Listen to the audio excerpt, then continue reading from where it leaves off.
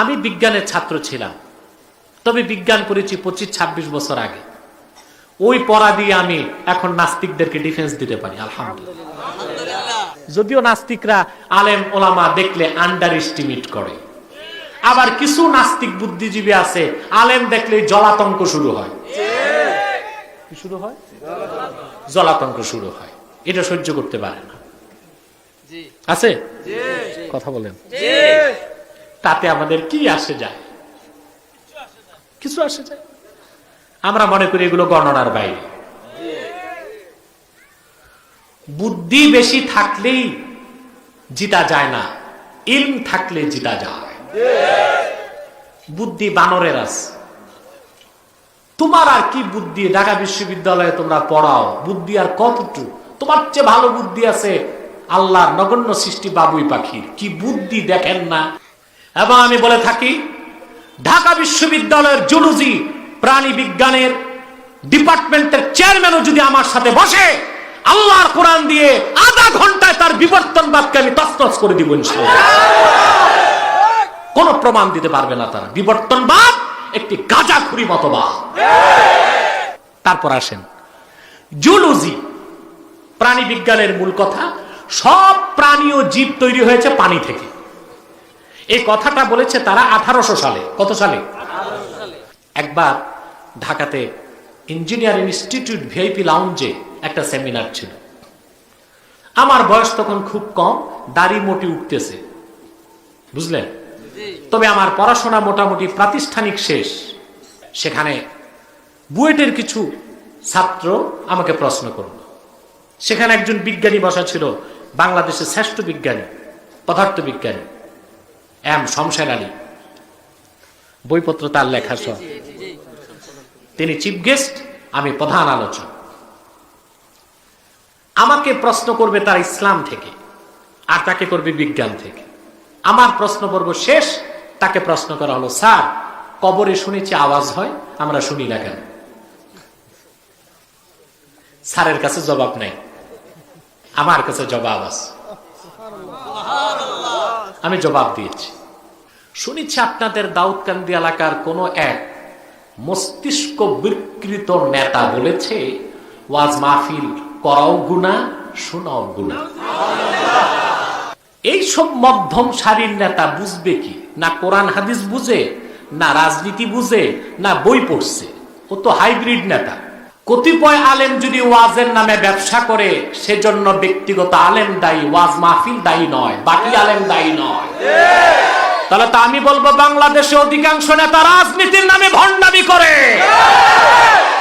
Valentine's ডেতে গুনাহ খুঁজে পায় নাই, গানের কনসার্টে গুনাহ খুঁজে পায় নাই, আল্লাহর কোরআনের মাহফিলে যে গুনাহ তালাশ করে, সে নমরুদ ও ফেরাউনের উত্তরসূরি ছাড়া কিছু হতে পারে না। ইসলাম প্রেমিকরা বুঝতে পেরেছে আগামীর বাংলাদেশ ইসলামের বাংলাদেশ, আগামীর বাংলাদেশ আলেম ওলামার বাংলাদেশ, আগামীর বাংলাদেশ আল্লাহর কোরআনের বাংলাদেশ। করোনা ভাইরাস যেমন মারাত্মক, তার চেয়ে মারাত্মক জ্ঞান পাপীর অপব্যাখ্যা, ইসলাম বিরোধী বিষোদগার, ইসলামের বিপক্ষে নিন্দা, হিংসা, ওলামায়ে কেরামের বিরোধিতা যারা করছে, তারা করোনার চেয়ে মারাত্মক ভাইরাস। ইসলামের শত্রু, মুসলমানের শত্রু, স্বাধীন বাংলাদেশের শত্রু হচ্ছে তারা। তাদেরকে বাংলার মাটিতে বরদাস্ত করা হবে না, হবে না, হবে না। কাল্পনিক রূপকথা, আষাঢ়ে গল্প, গাঁজাখুরি কথা। বিজ্ঞানের 70% হচ্ছে রূপকথা, কাল্পনিক, আষাঢ়ে গল্প। 20% হচ্ছে থিসিস কিংবা হাইপোথিসিস, ধারণা। 10% হচ্ছে বিজ্ঞানের প্রমাণিত। একটি কথা মনে কষ্ট নিবেন না, বলবো, আমরা যতটুকু কোরআন বুঝি তার চেয়ে অনেক বেশি বুঝতে আবু জেহেল, আবু লাহাব। এটা মানেন? কেন? শুধু আরবি না, আপনি অবাক হবেন, জাহিলি যুগে 17 জন উচ্চ শিক্ষিত বুদ্ধিজীবীর একজন ছিল আবু জাহাল। আমার আল্লাহ তার নগণ্য সৃষ্টির মাধ্যমে মানুষকে দেখায় দিয়েছে, মানুষ আমি দয়া করে তোরে আশরাফুল মাখলুকাত বানিয়েছি, নতুবা তোর চেয়ে বুদ্ধিমত্তায় আমার সৃষ্টির ইতর প্রাণীর বুদ্ধিও বেশি আছে। এগুলো যে আহমকরা বুঝে না, ওরাই খুঁজে বের করছে তত্ত্ব, বানর তত্ত্ব, দা থিওরি অফ এভোলিউশন, বিবর্তনবাদ বলে। নাউজুবিল্লাহ। যে বিজ্ঞানী নাসাতে বসে লক্ষ লক্ষ নয় বিলিয়ন বিলিয়ন আলোক বর্ষ দূরের নক্ষত্র দেখে, সে যদি দুই চোখে অন্ধ হয় তো তাকে টেলিস্কোপ দিলে কি আর বায়োস্কোপ দিলে কেউ কি দেখবে? নিজের নাকের মাথায় থাকা মাছিটা তো দেখবে না। তো তার জ্ঞান অর্জনের আসল মাধ্যম কি টেলিস্কোপ না চোখ? সেই চোখ সসীম না অসীম? এবার আসেন, কে আগে কে ঊর্ধ্বে, বিজ্ঞান না কোরআন? আমি উদাহরণ দিচ্ছি, সরাসরি কোরআন কারীম থেকে আমি কিছু দৃষ্টান্ত দিচ্ছি। পর্দার কথা বললে বলে মৌলবীরা আমাদেরকে মধ্যযুগে নিতে চায়, ঠিক কিনা? পর্দা না করলে যা হওয়ার তা তো হবেই। মহিলা, তুমি তোমার মেয়েকে সাজগোজ করিয়ে বোরখা ছাড়া উলঙ্গ একা একই ফাঁকা বাড়িতে বন্ধুর কাছে পড়তে পাঠাইবা, দুর্ঘটনা যে ঘটবে তা বুঝো না কেন? কিন্তু কোন নামাজি পশুর মতো ধর্ষণ করে কোন মেয়েকে হত্যা করার অপরাধ বাংলাদেশে করেছে একটি ইতিহাস তোমরা দেখাতে পারবে? কারণ এবং সেই দাবি আদায় হবেই হবেই হবে। সেজন্য যদি কয়েক লক্ষ মানুষের জীবন দিতে হয়, তাহরিকে খাতমে নবুওয়াত প্রস্তুত আছে বাংলাদেশ। আপনাদেরকে প্রস্তুত থাকতে হবে।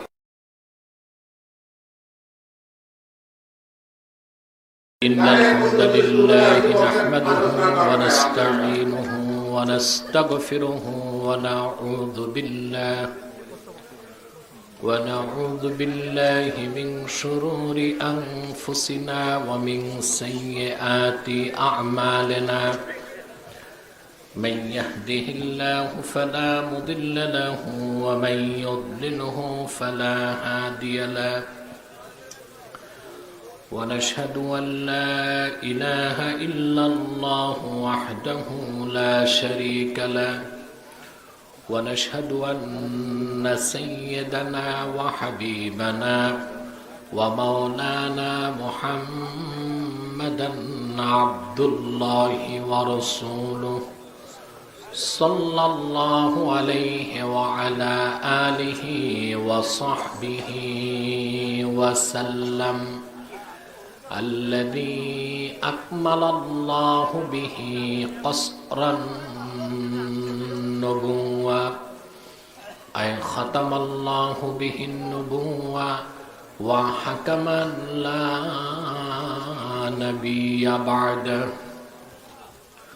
وأعلن في القرآن بالبرهان أن محمدا صلى الله عليه وسلم خاتم النبيين والمرسلين الذي أرسله بالحق بشيرا ونذيرا وداعيا إلى الله بإذنه وسراجا منيرا فقد قال الله تعالى في كلامه المجيد والفرقان الحميد أعوذ بالله من الشيطان الرجيم بسم الله الرحمن الرحيم ألف لام ميم ذلك الكتاب لا ريب فيه هدى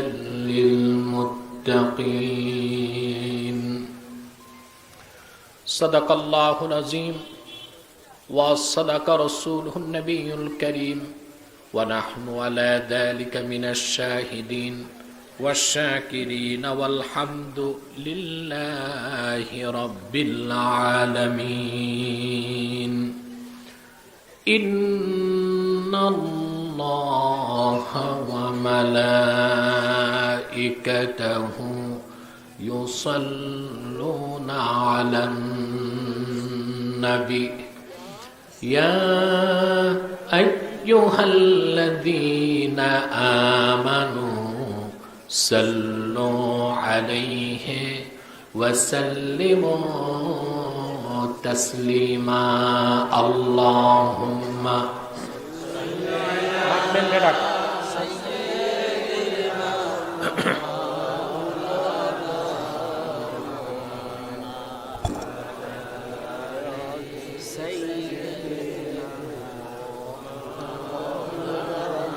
জবান খুলে পড়ুন আল্লাহুম্মা সাল্লি আলা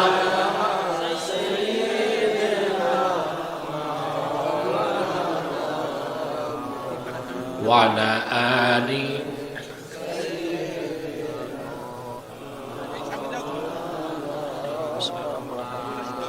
জবান খুলে পড়ুন আল্লাহুম্মা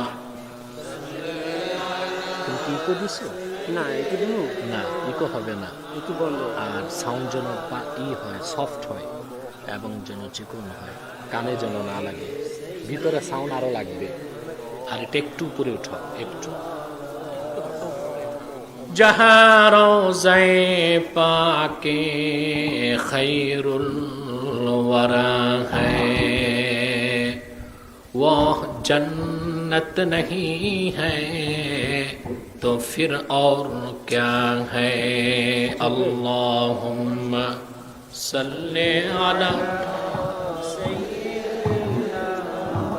मौलाना मुहम्मद वाला आली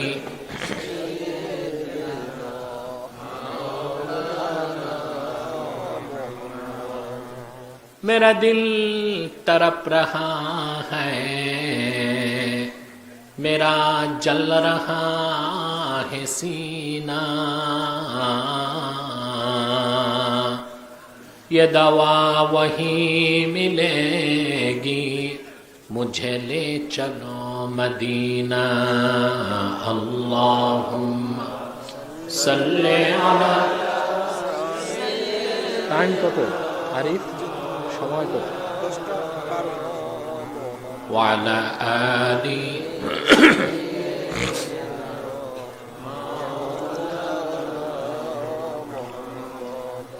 মুহাম্মাদুন রাসূলুল্লাহি সাল্লাল্লাহু আলাইহি ওয়াসাল্লাম খাতামাল্লাহু বিহিন নুবুওয়া ওয়া হাকামান লা নবিয়্যা বা'দাহু বালাগাল উলা বিকামালিহি হাসুনাত জামিউ খিসালিহি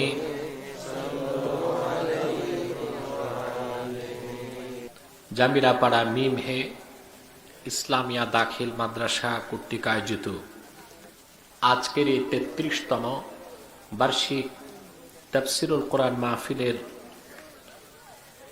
সম্মানিত সভাপতি পীরে কামেল আল্লামা শাহ সুফি আয়াজ আহমদ জুবাইরি সিদ্দিকী আল কোরাইশি পীর সাহেব জনপুর বারাকাল্লাহু ফি উমরি উপস্থিত মহিচাইল ইউনিয়ন পরিষদের সম্মানিত চেয়ারম্যান আলহাজ আবু মুসা মজুমদার হাদাহুল্লাহু হেদায়েত আল ইসলাম হাজারাত উলামায়ে কেরাম তুলাবায়ে ইজাম বিভিন্ন প্রান্ত থেকে ছুটে আসা আমার দিন দরদি মুসলমান ভাই ও বন্ধুগণ সকলকে রাতের গভীরে হৃদয়ের গভীর থেকে জ্ঞাপন করছি মোবারক সবটুকুন কৃতজ্ঞতা শুকরিয়া আল্লাহ সুবহানাহু ওয়া তাআলার জন্য যিনি আজকের এই মুতাবাররাক মাহফিলে আমাদেরকে আসার বসার তৌফিক দয়া করে ভিক্ষা দান করেছেন সেজন্য আসুন আমরা সকলে একবার অবনত চিত্তে হৃদয়ের আবেগ অনুভূতি উজাড় করে সমবেত কণ্ঠে একবার বলি আলহামদুলিল্লাহ।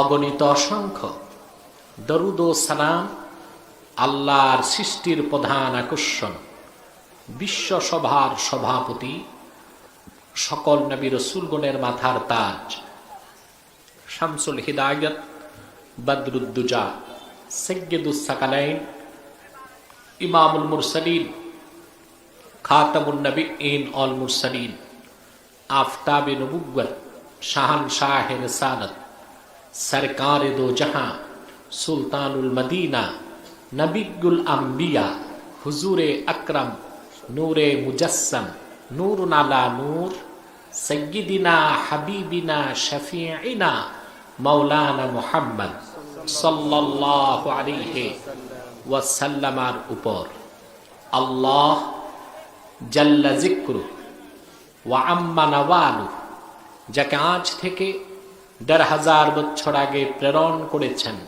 সর্বশ্রেষ্ঠ ও সর্বশেষ নবী ও রাসূল হিসেবে, যার পরে আজ পর্যন্ত পৃথিবীতে অবশ্যই কোনো প্রকার নবী কিংবা রাসূল অবশ্যই আসে নাই, অবশ্যই এখনো নাই, অবশ্যই কিয়ামত পর্যন্ত আসবে না। সম্মানিত সুধী, আমি অনেকটা অসুস্থতা এবং ক্লান্তি নিয়ে পৌঁছেছি আপনাদের এখানে। আপনারা জানেন আমি কিছুদিন আগে আন্ডার ট্রিটমেন্ট ছিলাম। প্রত্যন্ত অঞ্চলে অনেক ভিতরে প্রোগ্রামগুলো আমি এখন দিনেই করার চেষ্টা করি, রাতে দিতে চাই না, কিন্তু এখানে বহু বছর যাবত আমি আসি এবং আমার ভাই হযরত মাওলানা আয়াজ আহমদ পীর সাহেব জনপুরি সভাপতি থাকেন এবং এই কমিটি এবং এলাকাবাসী আমাকে ভালোবাসে, আমিও তাদের ভালোবাসাকে মূল্যায়ন করে থাকি। সেজন্য আমাকে একটু কষ্ট হলেও আসতে হয়। দীর্ঘক্ষণ আপনারা বক্তব্য শুনেছেন। সম্মানিত সুধী, কোরআনে কারীম থেকে আমি আপনাদের সামনে সূরাতুল বাকারা থেকে কয়েকটি আয়াত তেলাওয়াত করেছি। আলহামদুলিল্লাহ। আমি কোনো ভূমিকায় যাব না, সরাসরি মূল আলোচনায় প্রবেশ করব। ভূমিকা একটি কথাই বলবো, আমরা যারা আজকে এসেছি বসেছি, আখেরাতে আল্লাহ যা দিবেন আজরুন আযীম, তা ব্যাখ্যা করার কোনো শব্দ আমার ভান্ডারে নাই। সুবহানাল্লাহ বলবেন? মহাব্বতে আলহামদুলিল্লাহ বলবো না? নগদ কি পাবেন প্রশ্ন আসে না? গুনার বোঝা কাঁধে করে এসেছেন, মুনাজাত করে বাড়ি যাবেন নিষ্পাপ শিশুর মতো বেগুনাহ হয়ে। পেছনে যারা খুশি হয় নাই, পেছনে যারা আছেন খুশি হন নাই না খুশি হয়েছেন? গুনার বোঝা নিয়ে এসেছেন, বাড়ি যাবেন শিশুর মতো নিষ্পাপ হয়ে, একটি গুনাহ আমল নামায় থাকবে না। কারণ আপনারা বাড়ি থেকে বের হবার সঙ্গে সঙ্গে আকাশে জমিনে আপনাদের জন্য দোয়া শুরু হয়ে গেছে। সুবহানাল্লাহ, যা সহিহ হাদিস সাক্ষী দেয়। সুবহানাল্লাহ।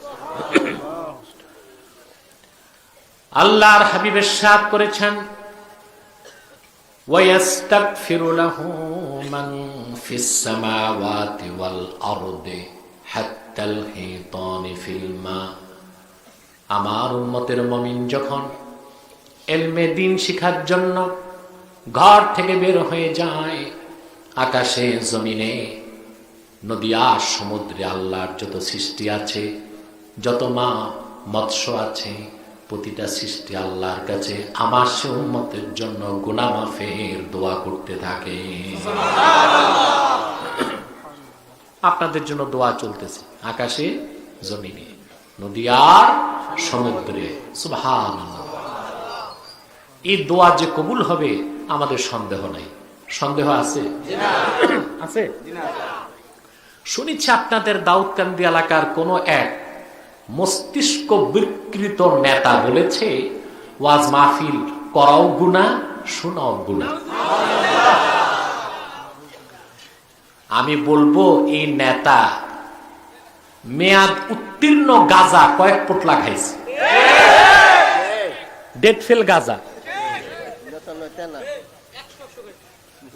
গাঁজা ভালোটা খাইনি তো মাথা 12টা বেজে যায়, আর যদি ডেট ফেল গাঁজা খায় ওর মাথার অবস্থা কি হয়েছে বুঝেন? বৈশাখী মেলায় গুনাহ খুঁজে পায় নাই, ভ্যালেন্টাইন্স ডেতে গুনাহ খুঁজে পায় নাই, গানের কনসার্টে গুনাহ খুঁজে পায় নাই, আল্লাহর কোরআনের মাহফিলে যে গুনাহ তালাশ করে সে নমরুদ ও ফেরাউনের উত্তরসূরি ছাড়া কিছু হতে পারে না।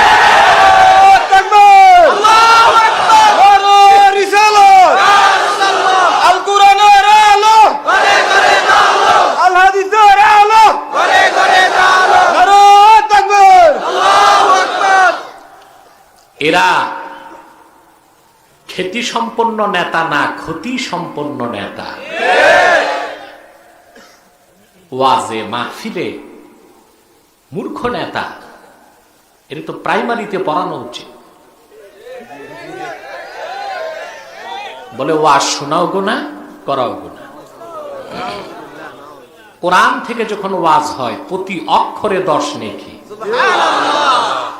প্রতি শ্বাসে 10 নেকি। আলেমের উপর ওয়াজ করা ফরজ। ওয়াজ করা কি জোরে বলেন? সেই ফরজ কাজকে যে হারাম সাব্যস্ত করলো ওর ঈমান আছে না গেছে? গেছে না? বেঈমান। আমি তো মুফতি, আমার দায়িত্ব ফতোয়া দেওয়া, তার বউ তালাক হয়ে গেছে, ঈমান নষ্ট হয়ে গেছে, বউটাও তালাক হয়ে গেছে, তালাক দিতে হবে না, অটো তালাক হয়ে গেছে,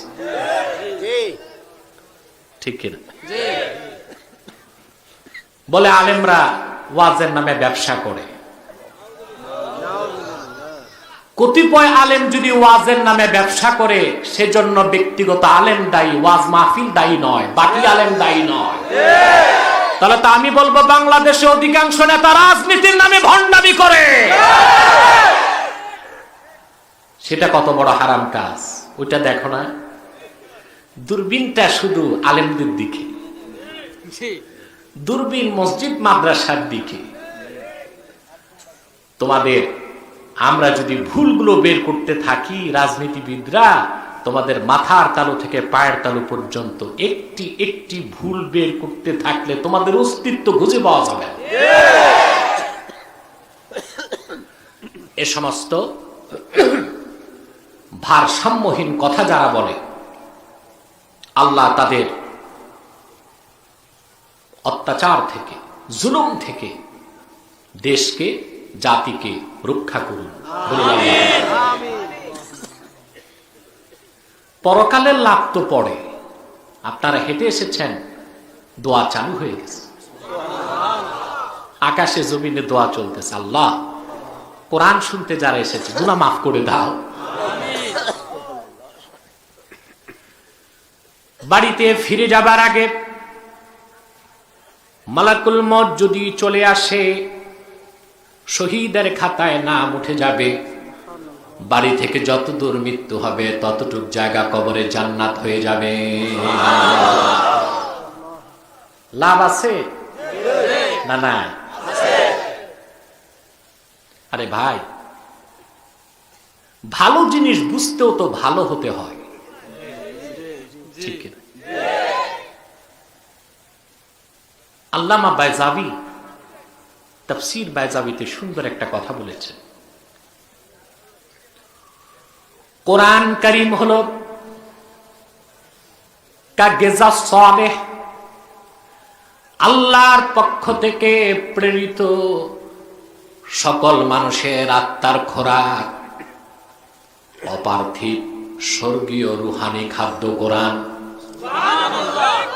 তবে খুব ভালো খাবার সবার রুচিতে ভালো লাগে না। দোষ কি খাবারের না রুচির?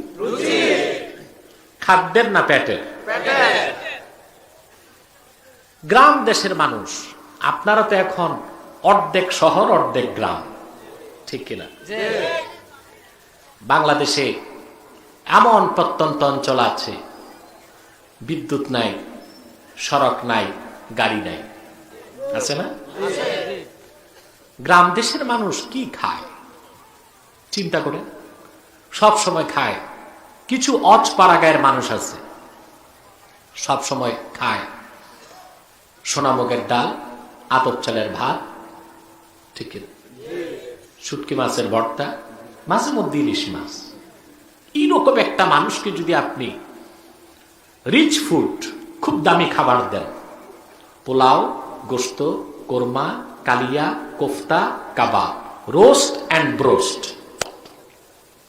এর সামনে যদি দেন, খেতে পারবে? যার অভ্যাস নাই, খাদ্যগুলো খায় নাই, ও দুই এক লোকমা খাওয়ার পর ওর পেটে টর্নেডো আর সাইক্লোন শুরু হয়ে যাবে, ঠিক না? দোষ কি এই দামি দামি খাবারের, না রুচির, মেজাজের, পেটের? আর চমৎকার ব্যাখ্যা দিয়েছেন জালালউদ্দিন রোম। তিনি বলেন, সুগন্ধি আতর সবার সহ্য হয় না, আতরের সুবাস বরদাস্ত করতে পারে না চামার প্রকৃতির মানুষ। চামড়ায় যাদের জন্ম, চামড়া যাদের ব্যবসা, চামড়ায় যারা থাকে, চামড়ার পচা গন্ধে তাদের মন মস্তিষ্ক ভরে থাকে, আতরের সুবাস তাদের তো ভালো লাগবে না, ঠিক কিনা? কোরআন, সুবহানাল্লাহ, এর থেকে জান্নাতের সুবাস আসে। অতি উত্তম অপার্থিব স্বর্গীয় খোরাক, আত্মার খোরাক। এইটা যার সহ্য হয় না, ও বুদ্ধিজীবী হোক, নেতা হোক, খেতা হোক, জুতার ফিতা হোক, দোষ তো কোরআনের না, দোষ তার চরিত্রের, তার স্বভাবের, তার আকীদার, তার মানসিকতা, ঠিক না? নাস্তিকদের রাস্তা না ভেঙে দাও, ঘুরিয়ে দাও, জ্বালিয়ে দাও, ঘুরিয়ে দাও, নাস্তিকদের রাস্তা না, নারায়ে রিসালাত। প্রিয় সুধী, কথা বুঝতেছেন? আমরা এই রকম আল্লাহর কাছে দোয়া করব, দুইটা দোয়া। এক, আল্লাহ যেন করোনা ভাইরাস থেকে বাংলাদেশকে রক্ষা করেন, আমিন। আর বুদ্ধিজীবী নামের জ্ঞান পাপিয়ার পথভ্রষ্ট নেতার খপ্পর থেকে বাংলাদেশকে রক্ষা করেন। দোয়া একটা করবেন না, দুইটা করবেন। করোনা ভাইরাস যেমন মারাত্মক, তার চেয়ে মারাত্মক জ্ঞান পাপীর অপব্যাখ্যা, ইসলাম বিরোধী বিষোদগার, ইসলামের বিপক্ষে নিন্দা, হিংসা, ওলামায়ে কেরামের বিরোধিতা যারা করছে, তারা করোনার চেয়ে মারাত্মক ভাইরাস, ইসলামের শত্রু, মুসলমানের শত্রু, স্বাধীন বাংলাদেশের শত্রু তারা। তাদেরকে বাংলার মাটিতে বরদাস্ত করা হবে না, হবে না, হবে না। আল্লাহু আকবার, ইয়া রাসূলুল্লাহ, ভেঙে দাও, ঘুরিয়ে দাও। আমার ভাইরা, বাংলাদেশের মানুষের চোখ কান খুলে গেছে, খুলে নাই? আমি বলার আগেই বুঝে গেছেন। শুধু আপনি দেখেন নাই, বাংলাদেশের ইতিহাসে কোনো লাইভ শো এতটা আলোচিত হয়নি। মানুষ এখন ঐক্য চায়, ঠিক কিনা? এক প্ল্যাটফর্মে আসতে চায় সারা বাংলাদেশের মানুষ। এবং ইসলাম প্রেমিকরা বুঝতে পেরেছে আগামীর বাংলাদেশ ইসলামের বাংলাদেশ, আগামীর বাংলাদেশ আলেম ওলামার বাংলাদেশ, আগামীর বাংলাদেশ আল্লাহর কোরআনের বাংলাদেশ। নারায়ে তাকবীর, আল্লাহু আকবার, নারায়ে রিসালাত, ইয়া রাসূলুল্লাহ, আল কোরআনের আলো, ঘরে ঘরে আলো, আল হাদিসের আলো, ঘরে ঘরে আলো। প্রিয় ভাই বন্ধুগণ, তাহলে ওয়াজ মাহফিলে লাভ আছে না নাই? বেশি না কম? বেশি, অনেক বেশি। এই সব মধ্যম সারির নেতা বুঝবে কি? না কোরআন হাদিস বুঝে, না রাজনীতি বুঝে, না বই পড়ছে। ও তো হাইব্রিড নেতা, ঠিক কিনা? বাপ নেতা, ছেলেও নেতা, বাপ কা বেটা, ঠিক কিনা? বুঝবে কি? যেই দলেরই নেতা হোক, শিক্ষা দীক্ষা থাকলে প্রজ্ঞা মেধা থাকে। আপনাদের নেতা আলী আশরাফ সাহেব জ্ঞানী মানুষ, শিক্ষিত মানুষ, ঠিক কিনা? এই মাহফিলটার পক্ষে সবচেয়ে বেশি অবদান এমপি সাহেবের। আমরা দোয়া করব তার জন্য, মৃত্যু পর্যন্ত আল্লাহ পাক তাকে যেন কোরআনের পক্ষে রাখেন। আসে নাই আজকে, আসতে পারে নাই, তবে তিনি বাড়িতে বসে কষ্ট পাচ্ছেন, কেন আসতে পারলেন না, ঠিক কিনা? আর যেখানে আমার ভাই থাকে, আমি থাকি, ওখানে ওনার 100% সমর্থন থাকে যে এখানে মাহফিল হতেই হবে। আলহামদুলিল্লাহ। যেই দলের লোক হোক, যদি আল্লাহর কোরআনের পক্ষে তার নীতি থাকে, সমর্থন থাকে, আমরা তাকে আপন করে নিব, ঠিক কিনা? আল্লাহ কবুল করুন, আল্লাহ মঞ্জুর করুন, বলুন আল্লাহ আমিন। আজকে বাংলাদেশ, গতকাল আমেরিকাতে করোনায় 4,500 লোক মারা গেল, আর বাংলাদেশে আজকে পর্যন্ত 8,000 মানুষও মরে নাই। করোনা ভাইরাসে গোটা দুনিয়া বিপর্যস্ত। সবচেয়ে বেশি মার খেয়েছে আমেরিকা। মার খাইয়া ট্রাম হয়েছে ড্রাম। কেমন ড্রাম দেখেন নাই? ক্যাপিটাল হিলে লাগছে মারামারি। আমাদের গুলিস্তানে যা হয়, যুক্তরাষ্ট্রের ক্যাপিটাল হিলে সেই কাজ হয়ে গেছে। সভ্যতা, ভদ্রতা বেলুন ফুটে ফুস করে বের হয়ে গেছে। আমেরিকানরা কতটুকু সভ্য আমরা তা দেখছি, ঠিক কিনা? দাঁড়ানোর উপর মারামারিতে 4 জন মানুষ জায়গায় শেষ। শুনেন নাই আপনারা? যেখানে করোনা আল্লাহর গজব, অবিশ্বাসীদের জন্য, রাহমাত মুমিনের জন্য, ঠিক কিনা? এই অদৃশ্য বোমাতে পৃথিবীর পরা শক্তিগুলো ধরা শক্তি হয়ে গেছে। বাংলাদেশ তো কিছুই হয়নি কেন? যেখানে বিশ্ব স্বাস্থ্য সংস্থা বলেছিল বাংলাদেশে প্রায় 6 থেকে 7 লক্ষ লোক মারা যাবে, একটি বছর চলে যাচ্ছে, 10,000 মানুষও মরল না। আলহামদুলিল্লাহ বলবেন। নেতারা খুঁজে দেখছো রহস্য কই? আমরা এখনো দরিদ্র দেশ, এখনো আমাদেরকে বলা হয় poorest country in the world, পৃথিবীর গরিব দেশ। আমাদের চিকিৎসা সেবা থার্ড ওয়ার্ল্ডের থার্ড ওয়ার্ল্ডের। নাই বিজ্ঞান, নাই প্রযুক্তি। করোনা থেকে বেঁচে গেলাম, এখন চলতেছে সেকেন্ড ওয়েভ, করোনার দ্বিতীয় ঢেউ। আমাদের গায়ে আঁচড় লাগে নাই। বুদ্ধিজীবীরা, নাস্তিকরা, পথভ্রষ্ট নেতারা মনে রেখো, করোনার গজব থেকে সোনার বাংলা বেঁচেছে একমাত্র আল্লাহর কোরআনের আওয়াজের কারণে।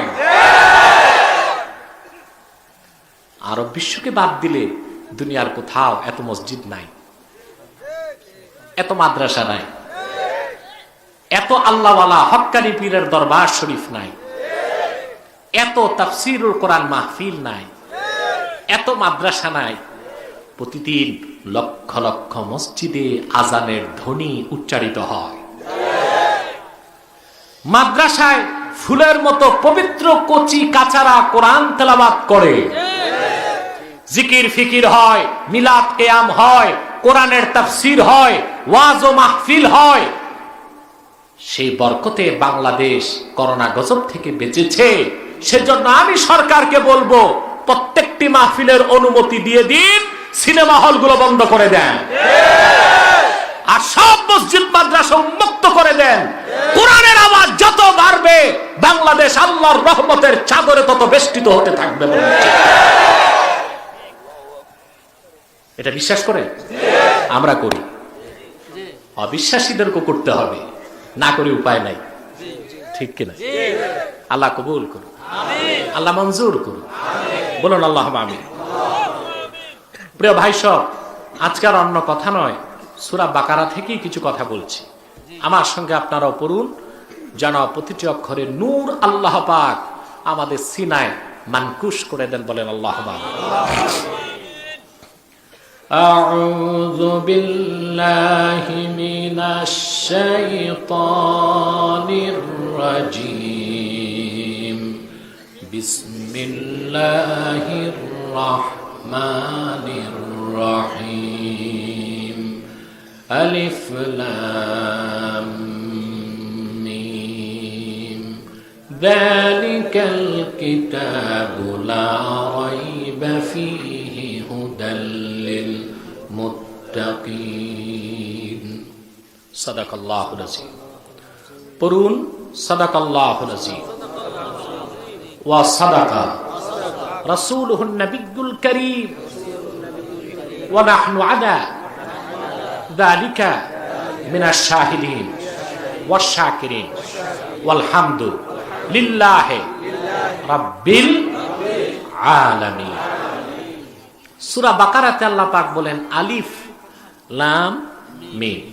আমি জানি অনেক বড় প্যান্ডেল বিছানা দেওয়া সম্ভব হয় নাই, মাটির মানুষ মাটিতে বসে যান, ঠিক কিনা? কেউ দাঁড়িয়ে থাকবেন না। প্রিয় ভাই বন্ধুগণ, আল্লাহ পাক সূরাটি শুরু করলেন কিছু অক্ষর দিয়ে, আলিফ লাম মিম, হুরুফে মুকাত্তাআত। এগুলোর অর্থ আল্লাহ তাআলাই ভালো জানেন, ঠিক কিনা? আমাদের জানা নাই। সব তাফসীরে এসেছে আল্লাহু আ'লামু বিমুরাদিহি বিযালিক। এগুলো সঠিক অর্থ ব্যাখ্যা আল্লাহ তাআলাই জানেন। তবে আমার একটি মত আছে, আপনারাও মানতে বাধ্য।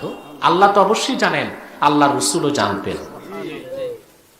যদি বলা হয় রাসূলুল্লাহ জানতেন না, তাহলে বলতে হবে অক্ষরগুলো বেহুদা নাজিল হয়েছে, কোরআনে বেহুদা কিছু সুবহানাল্লাহ বলবেন। তার দলিল কোরআনের শুরু থেকে শেষ বিসমিল্লাহর বা থেকে মিনাল জিন্নাতি ওয়ান নাসের সিন, প্রতিটা অক্ষরের ব্যাখ্যা আল্লাহ তার রাসূলকে করে দিয়েছেন। লা তুহাররিক বিহি লিসানাকা লিতা'জালা বিহি ইন্না আলাইনা জামআহু ওয়া কুরআনা ফাইযা ক্বরানাহু ফাত্তাবি' কুরআনাহু থুম্মা ইন্না আলাইনা বায়ানা। হাবিব, যখন আমি কোরআন নাজিল করি আপনি শুধু শুনবেন। কোরআনকে আপনার সিনায় জমা করে দেবার দায়িত্ব আমার, কোরআন কারীমকে ব্যাখ্যা করে দেবার দায়িত্ব আমার। তা নিশ্চয়ই হুরুফে মুকাত্তাত যেখানেই আছে কোরআনে, 7 জায়গায়, কত জায়গায়? আলিফ লাম মিম, আলিফ লাম রা, ইয়াসিন, তাহা, কাফ হা ইয়া আইন সাদ, কত জায়গায় আমরা জানি না, আল্লাহ তার রাসূলকে জানিয়ে দিয়েছে, ঠিক কিনা? তারপরে আল্লাহ পাক বলেন যালিকাল কিতাব লা রাইবা ফি, এই কিতাবে কোরআন কারীমে কোনো সন্দেহ নাই। সুবহানাল্লাহ। সকল সন্দেহের ঊর্ধ্বে কোরআন, মহাসত্যের সর্বোচ্চ মানদণ্ডে উত্তীর্ণ আল্লাহর কোরআন, ঠিক কিনা? এই কোরআন কারীমে কোনো সন্দেহ নাই, কোনো সংশয় নাই। কি দিয়ে যাচাই করবেন? প্রত্যেকটি জিনিস জাস্টিফাই করার জন্য, যাচাই করার জন্য একটি মানদণ্ডের দরকার হয়। কোরআন কারীমকে যাচাই করার মানদণ্ড নাই, কোরআন যাচাই করার মানদণ্ড কোরআন নিজেই, ঠিক কিনা? যারা অবিশ্বাসী, নাস্তিক, ইহজাগতিক, জড়বাদী, বস্তুবাদী আছে না, তাদের মানদণ্ড হলো বিজ্ঞান। সবকিছু দিয়ে বিজ্ঞানকে যাচাই, বিজ্ঞান দিয়ে যাচাই করে। এই মানদণ্ডটাই ত্রুটিপূর্ণ। কারণ আমি আমার লেকচারে বলে থাকি, বিজ্ঞানের 70% হচ্ছে কাল্পনিক। এটা কি? রূপকথা, আষাঢ়ে গল্প। আষাঢ়ে গল্প বুঝেন? আষাঢ় মাসে বৃষ্টি হলে নানি দাদিরা কিছু গল্প শোনায় না নাতিদের?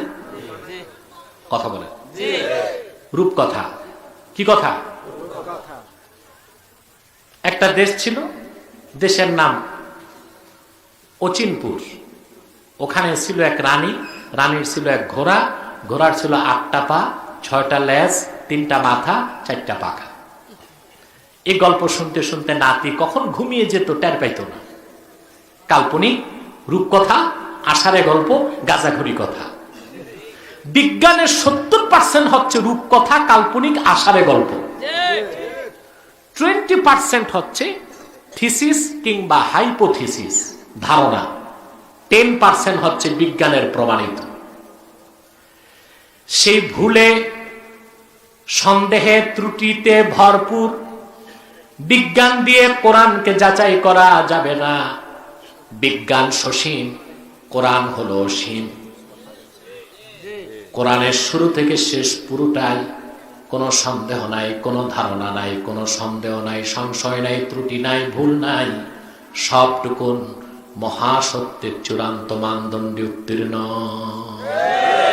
এটা অসীম। এটা কি? বিজ্ঞান সসীম, বিজ্ঞান সসীম। আর এটা সসীম দিয়ে অসীমকে যাচাই করা যায় না, অসীম দিয়ে সসীমকে যাচাই করা যায়, ঠিক কিনা বলে? সেই কথাগুলো আসবে একটু পরে, দ্বিতীয় পর্বে। প্রথম পর্বে শেষ করি। তাহলে কোরআনকে যাচাই করার কিছু নাই, কোরআনের যাচাই কোরআন নিজে। সুবহানাল্লাহ বলেন। কোরআন সুবহানাল্লাহ বলবেন। তার প্রমাণ দেখুন।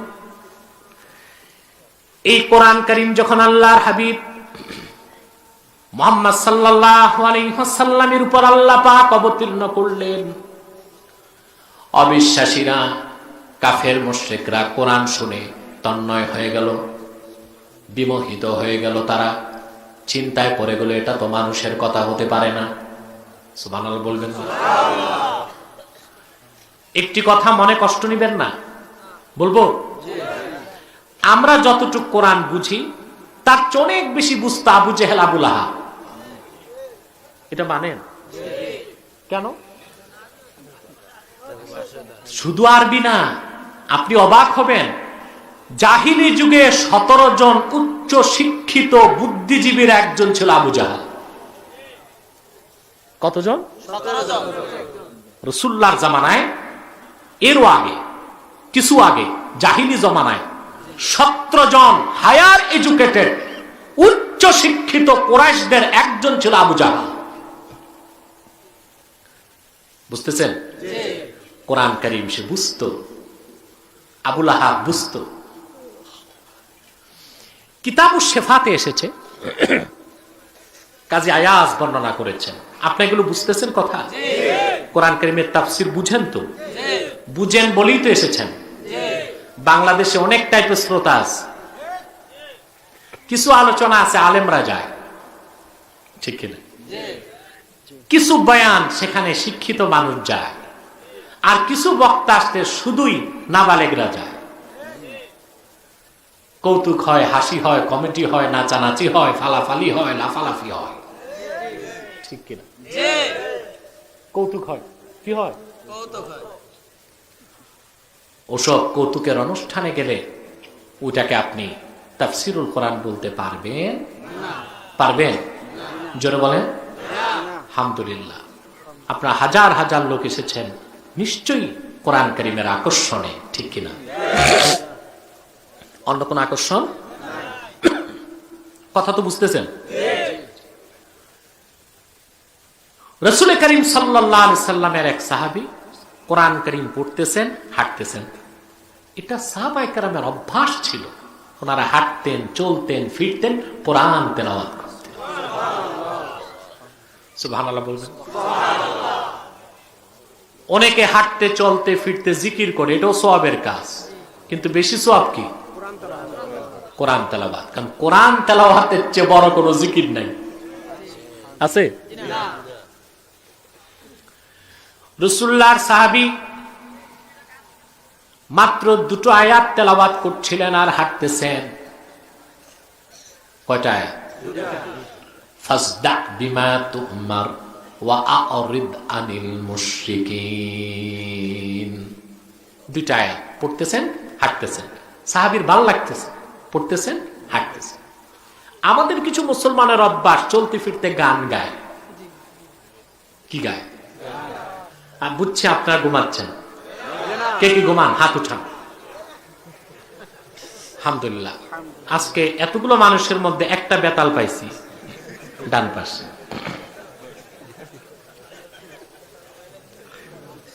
আমি খুব বেশি রাত করব না, কষ্ট হবে না তো আপনাদের?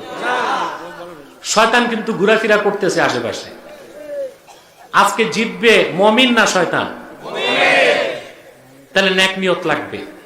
কিছুক্ষণ পর আমার ভাই আসবেন, সভাপতি সাহেব, মুনাজাত করবেন, আপনারা বিদায় নেবেন। গুনাহ মাফ করে মুনাজাত করে আল্লাহ ওয়ালা হয়ে বাড়ি যেতে চাই। কারা কারা হাত তুলে দেখা? হাত লম্বা করেন, লম্বা করেন হাত। হাত নামা। আল্লাহ পাক কবুল করুন। আল্লাহ আমিন বলুন। আল্লাহ আমিন। প্রিয় ভাই ও বন্ধুগণ, আপনারা যে আমাকে মায়া করেন আমি অনুধাবন করছি। কিভাবে? আমি খুব অসুস্থতা নিয়ে এসেছি, আপনাদের দেখে আমার ভালো লাগতেছে। মনে হয় মন থেকে দোয়া করেন। কেউ কেউ বদদোয়া করতেও পারে। প্রিয় ভাই ও বন্ধুগণ, তো চলতে ফিরতে জিকির পড়বেন, দরুদ সালাম পড়বেন, কোরআন তেলাওয়াত করবেন। অ্যাক্সিডেন্টে মরে গেল শাহাদাতে সওয়াব পাবেন। আর যদি গান গাইতে থাকেন, গাড়ি অ্যাক্সিডেন্টে মরেন, কবরে তো আর হিসাব নিকাশের দরকার নেই, এমনি আযাব শুরু হবে। ঠিক কিনা? সাহাবায়ে কেরামের চরিত্র ছিল চলতে ফিরতে কোরআন তেলাওয়াত করতে, দরুদ সালাম পড়তে। সুবহানাল্লাহ বলবেন না? সুবহানাল্লাহ। আরবে এক লোক দুধ বিক্রি করতেছে, ওখানে খাঁটি দুধ পাওয়া যায়, আমাদের মতো ভেজাল না, বুঝলেন? বিকেল বেলা সন্ধ্যার পর দুধ বিক্রি করতেছে। এখন আমাদের দেশে দেখবেন বিক্রির সময় কি বলে, যে যেটা বিক্রি করে ওইটার নাম ধরে ডাকে। কাঁচামরিচ, ঠিক কিনা, তরকারি, মাছ। আরবের মানুষ আমাদের জন্য মডেল, ঠিক কিনা? ওই লোক দুধ বিক্রি করতেছে, ডাকতেছে না, শুধু বলতেছে ইশরাবুল হালিব সাল্লু আলাল হাবিব, দুধ পান করো, রাসূলুল্লাহর উপর দরুদ পড়ো। সুবহান। চিন্তা করছে ব্যবসা হচ্ছে না আমল নামায় সওয়াব হচ্ছে? যদি বলতো দুধ দুধ দুধ, ব্যবসা হইতো, ঠিক কিনা? লোকটা কি বলতেছে? ইশরাবুল হালিব সাল্লু আলাল হাবিব। ও মুসলমান, দুধ খাও, দুধ পান করো, আর আল্লাহর হাবিবের উপর দরুদ পড়ো। সুবহানাল্লাহ। একদিকে ব্যবসা হচ্ছে, আরেকদিকে সওয়াব হচ্ছে। সুবহানাল্লাহ। আমরা লাইফ স্টাইলটা একটু চেঞ্জ করলে দুনিয়াও পাই, আখিরাতও পাই। আমরা তো আখিরাতের চিন্তা নাই, শুধু ব্যবসার চিন্তা। কিভাবে জনগণকে ধোঁকা দিয়া বোকা বানায় বড় লোক হওয়া যায়, আঙ্গুল ফুলে কলা গাছ। সব জায়গায় চুরি চামারি বদমাশি, লাম্পট্য, সুদ আর ঘুষ, দুর্নীতিতে সমগ্র বাংলাদেশ আজকে জরাজীর্ণ হয়ে আছে, ঠিক কিনা? সাহাবী হাঁটতেছেন, তেলাওয়াত করতেছেন, ফাসদা বিমা তুমার ওয়া আ'রিদ আনিল মুশরিকিন। কোরআনের আওয়াজ শুনলো এক কাফের ব্যক্তি। কোরআন কারীমের আওয়াজ প্রবল আকর্ষণ করলো কাফের লোকটিকে। এখন সে লোকটি রাসূলুল্লাহর সাহাবীর পিছনে হাঁটা শুরু করছে, শুধু কোরআন শুনতে। বুঝে থাকলে একটু জোরে বলি না সুবহানাল্লাহ। তিলাওয়াত যখন শেষ, সেই কাফের লোকটি সাজদায় চলে গেল। আরবের লোকজন জিজ্ঞেস করলো, তুমি কেন সাজদা করেছ? জবাব এসেছে হাদিস সাক্ষী। সে লোকটি বলল, ওয়াল্লাহি লাকাদ সাজাদতু লিফাসাহাতিহি। কোরআন কারীমের ছান্দসিক মূর্ছনা, অপার্থিব আনন্দ আর কোরআন কারীমের মাহাত্ম্যের কারণে আমি সাজদায় মাথা নত করে দিয়েছি। সুবহানাল্লাহ। কোরআন যাচাই করার কিচ্ছু নাই, সব যাচাই করার মানদণ্ড কোরআন কারীম। সুবহানাল্লাহ বলবেন না? প্রিয় ভাই বন্ধুগণ, কথা বুঝতেছেন? যালিকাল কিতাব লা রাইবা ফিহি, এই কিতাবে কোনো সন্দেহ না। স্বর্ণ খাঁটি না ভেজাল যাচাই করার একটা মানদণ্ড আছে, কোষ্ঠীপাত, ঠিক কিনা? কথা বলেন। দুধ খাঁটি না ভেজাল তা মাপার একটা পদ্ধতি আছে। মধু আসল না ভেজাল তা মাপার একটা পদ্ধতি আছে, ঠিক কিনা? সবকিছু জাস্টিফাই করার একটা মানদণ্ড আছে, কিন্তু কোরআনকে জাস্টিফাই করার কোনো মানদণ্ড নাই। সবকিছু যাচাই করার মানদণ্ড কোরআন আল কারীম। বলেন সুবহানাল্লাহ। সুবহানাল্লাহি রাব্বিল আরশিল আযীম। কত বড় নিয়ামত মুহাম্মদ সাল্লাল্লাহু আলাইহি সাল্লাম আল্লাহর পক্ষ থেকে বিশ্ববাসীকে দিয়েছেন, আমরা তো তা বুঝলাম না। প্রিয় ভাই বন্ধুগণ, কোরআন কারীম যখন কাফিররা শুনল, এখন ওরা দেখলো যে এটা তো জাগতিক কিছু না, মানুষের কিছু না। চতুর্দিকে তারা কোরআন সাধারণ কিছু এটা বলার সাহস তাদের হলো না। তারা কেউ কেউ বলল যেটা মুহাম্মদ সাল্লাল্লাহু আলাইহি ওয়াসাল্লামের লেখা, কেউ বলেছেন এটা জিন এসে মুহাম্মদ সাল্লাল্লাহু আলাইহি ওয়াসাল্লামকে শিখিয়েছেন, কেউ বলেছেন গণকের কথা। কাফেররা, অবিশ্বাসী, অবিশ্বাসীদের জবাবে আল্লাহর পক্ষ থেকে চ্যালেঞ্জ আসলো। প্রথম, قُلْ لَئِنِ اجْتَمَعَتِ الْإِنسُ وَالْجِنُّ عَلَىٰ أَن يَأْتُوا بِمِثْلِ هَٰذَا الْقُرْآنِ لَا يَأْتُونَ بِمِثْلِهِ وَلَوْ كَانَ بَعْضُهُمْ لِبَعْضٍ ظَهِيرًا। সুবহানাল্লাহ। মুহাম্মদ সাল্লাল্লাহু আলাইহি ওয়াসাল্লাম অবিশ্বাসীদেরকে বলেন যারা কোরআন আমার বাণী বিশ্বাস করে না, লাইন ইজতামাআতিল ইনসু ওয়াল জিন, সারা দুনিয়ার মানুষ আর জিন যদি এক হয়, ঐক্য করে, কি করে? একটি এজেন্ডা বাস্তবায়ন করতে। কয়টি? আইয়াতু বিমিসলি হাযাল কুরআন, কোরআনের মতো একটি কিতাব তারা তৈরি করে আনবে। আল্লাহ বলেছেন লা ইয়াতুনা বিমিসলিহি ওয়ালাউ কানা বা'দুহুম লিবা'দিন যাহিরা।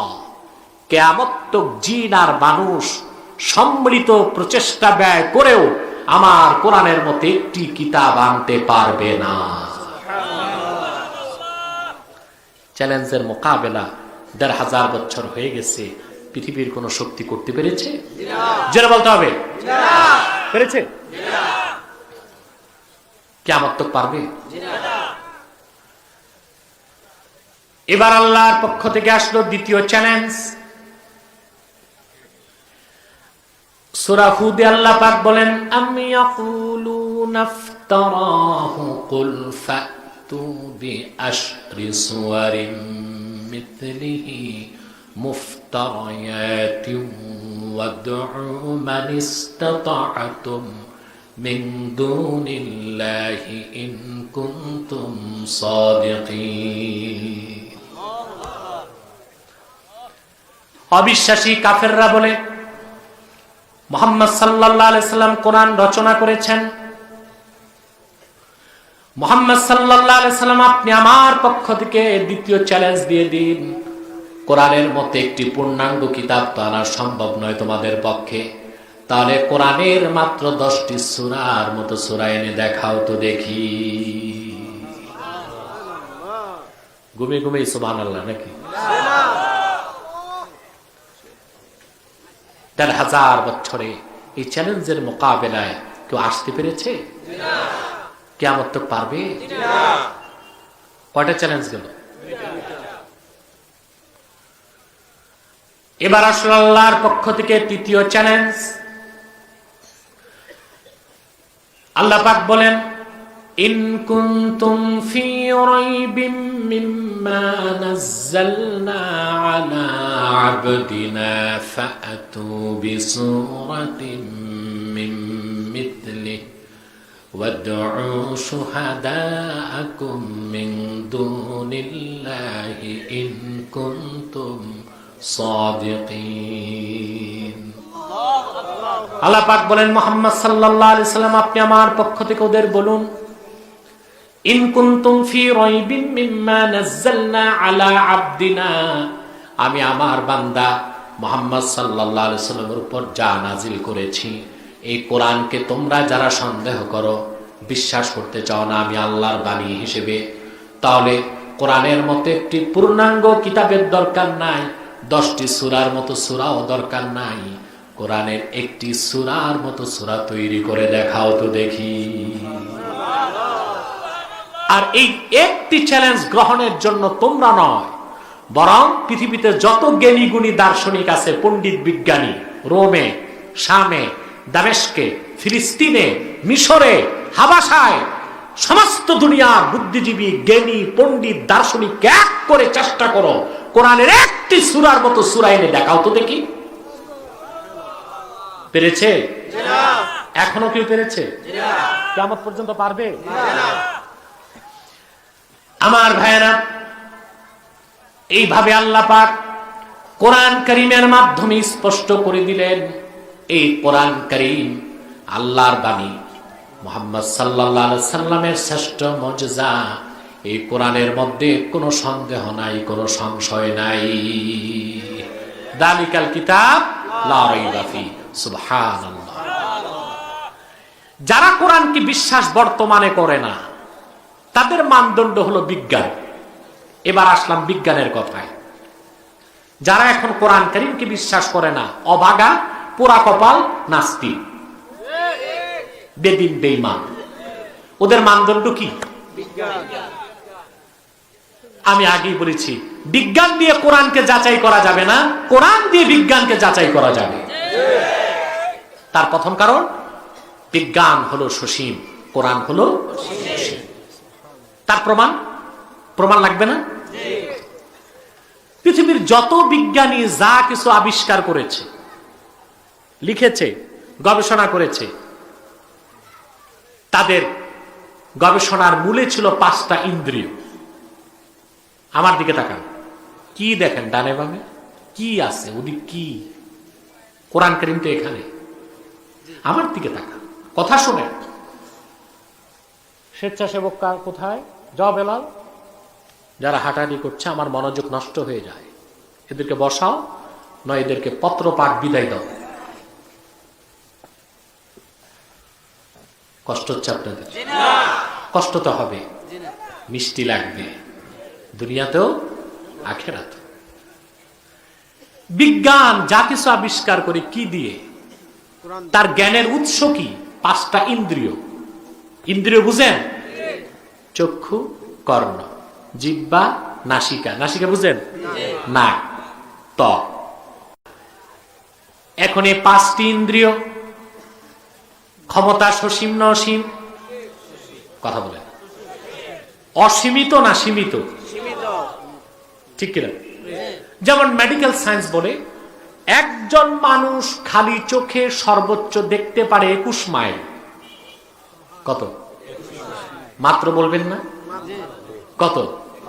খালি চোখে। এখনকার মানুষ না, এখন তো আমরা ফরমালিন আর কার্বাইড খাইয়া, দেখেন না ছোট ছোট বাচ্চা 500 পাওয়ারের মোটা মোটা গ্লাস লাগায়,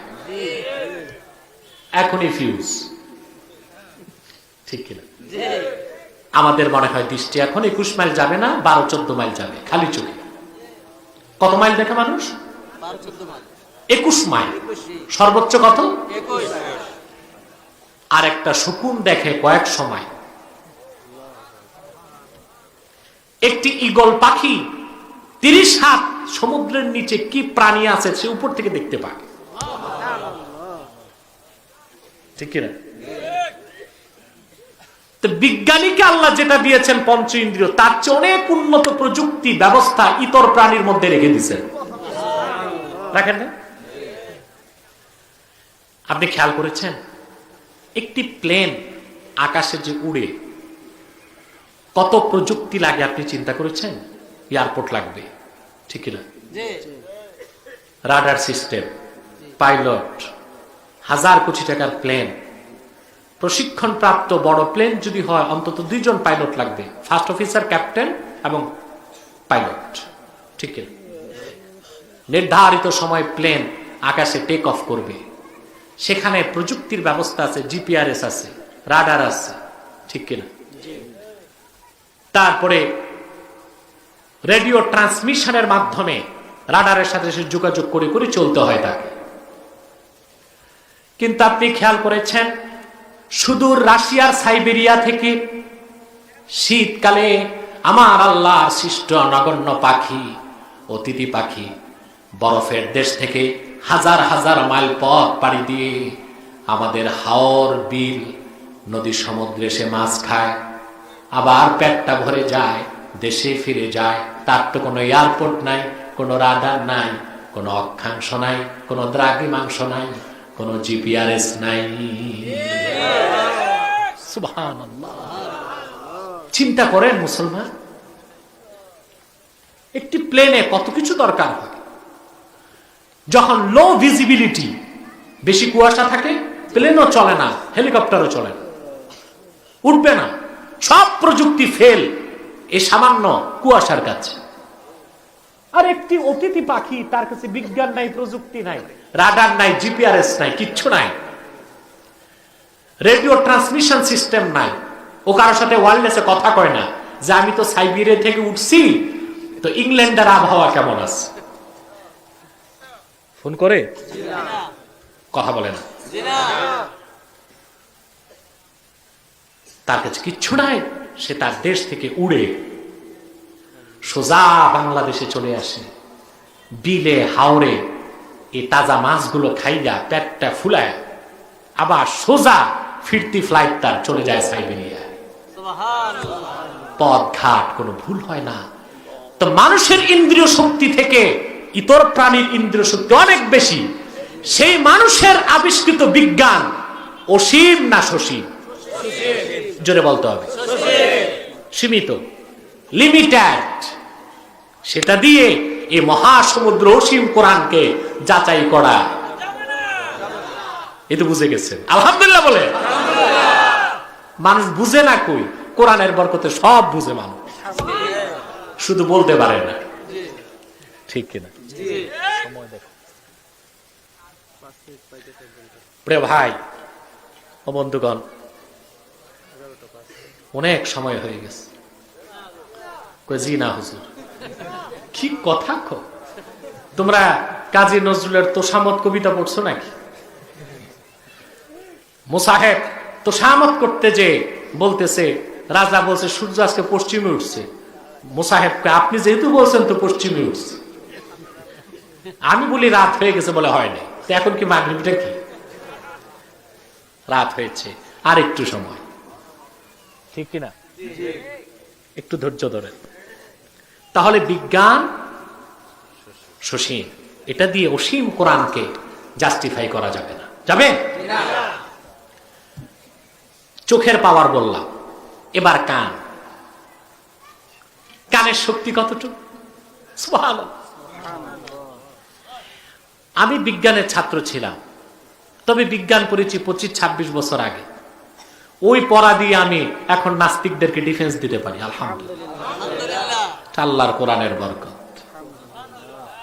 কোরআন আর হাদিসের ইলম যার সিনায় আল্লাহ ভিক্ষা দিবেন, বিজ্ঞান, দর্শন, ইতিহাস, ভূগোল, রাজনীতি, অর্থনীতি, সমাজনীতি, পররাষ্ট্রনীতি, ওই সব অলি গলিতে তার অবাধ বিচরণ থাকে।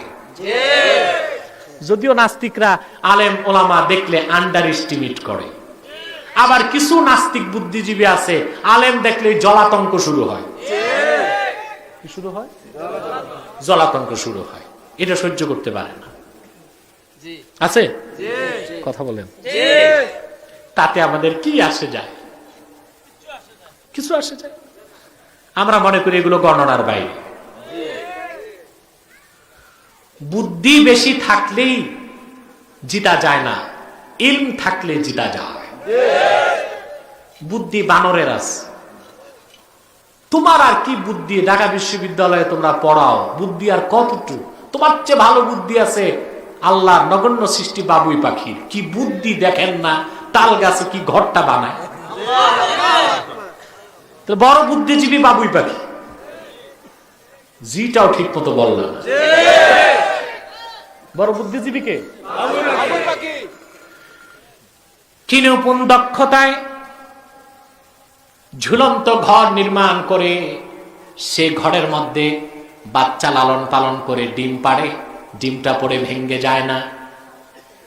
প্রচন্ড গতিতে বাতাস প্রবাহিত হয়, বাতাসের তালে তালে ঘরটা, সুবহানাল্লাহ বলবেন না, ফ্লেক্সিবল ঘর, নড়াচড়া করে, ছিন্ন হয় না, নষ্ট হয় না।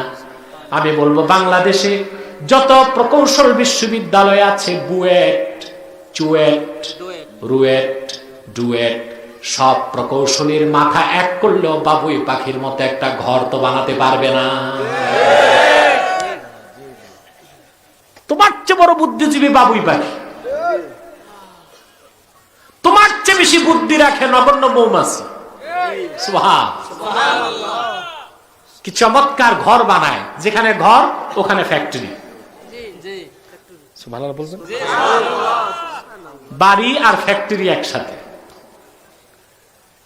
জ্যামিতিক ত্রিকোণমিতিক ঘর বানায়। কয়েক গ্যালন মধু জমা থাকে, দরজা নাই, কপাট নাই, মধু পড়ে না।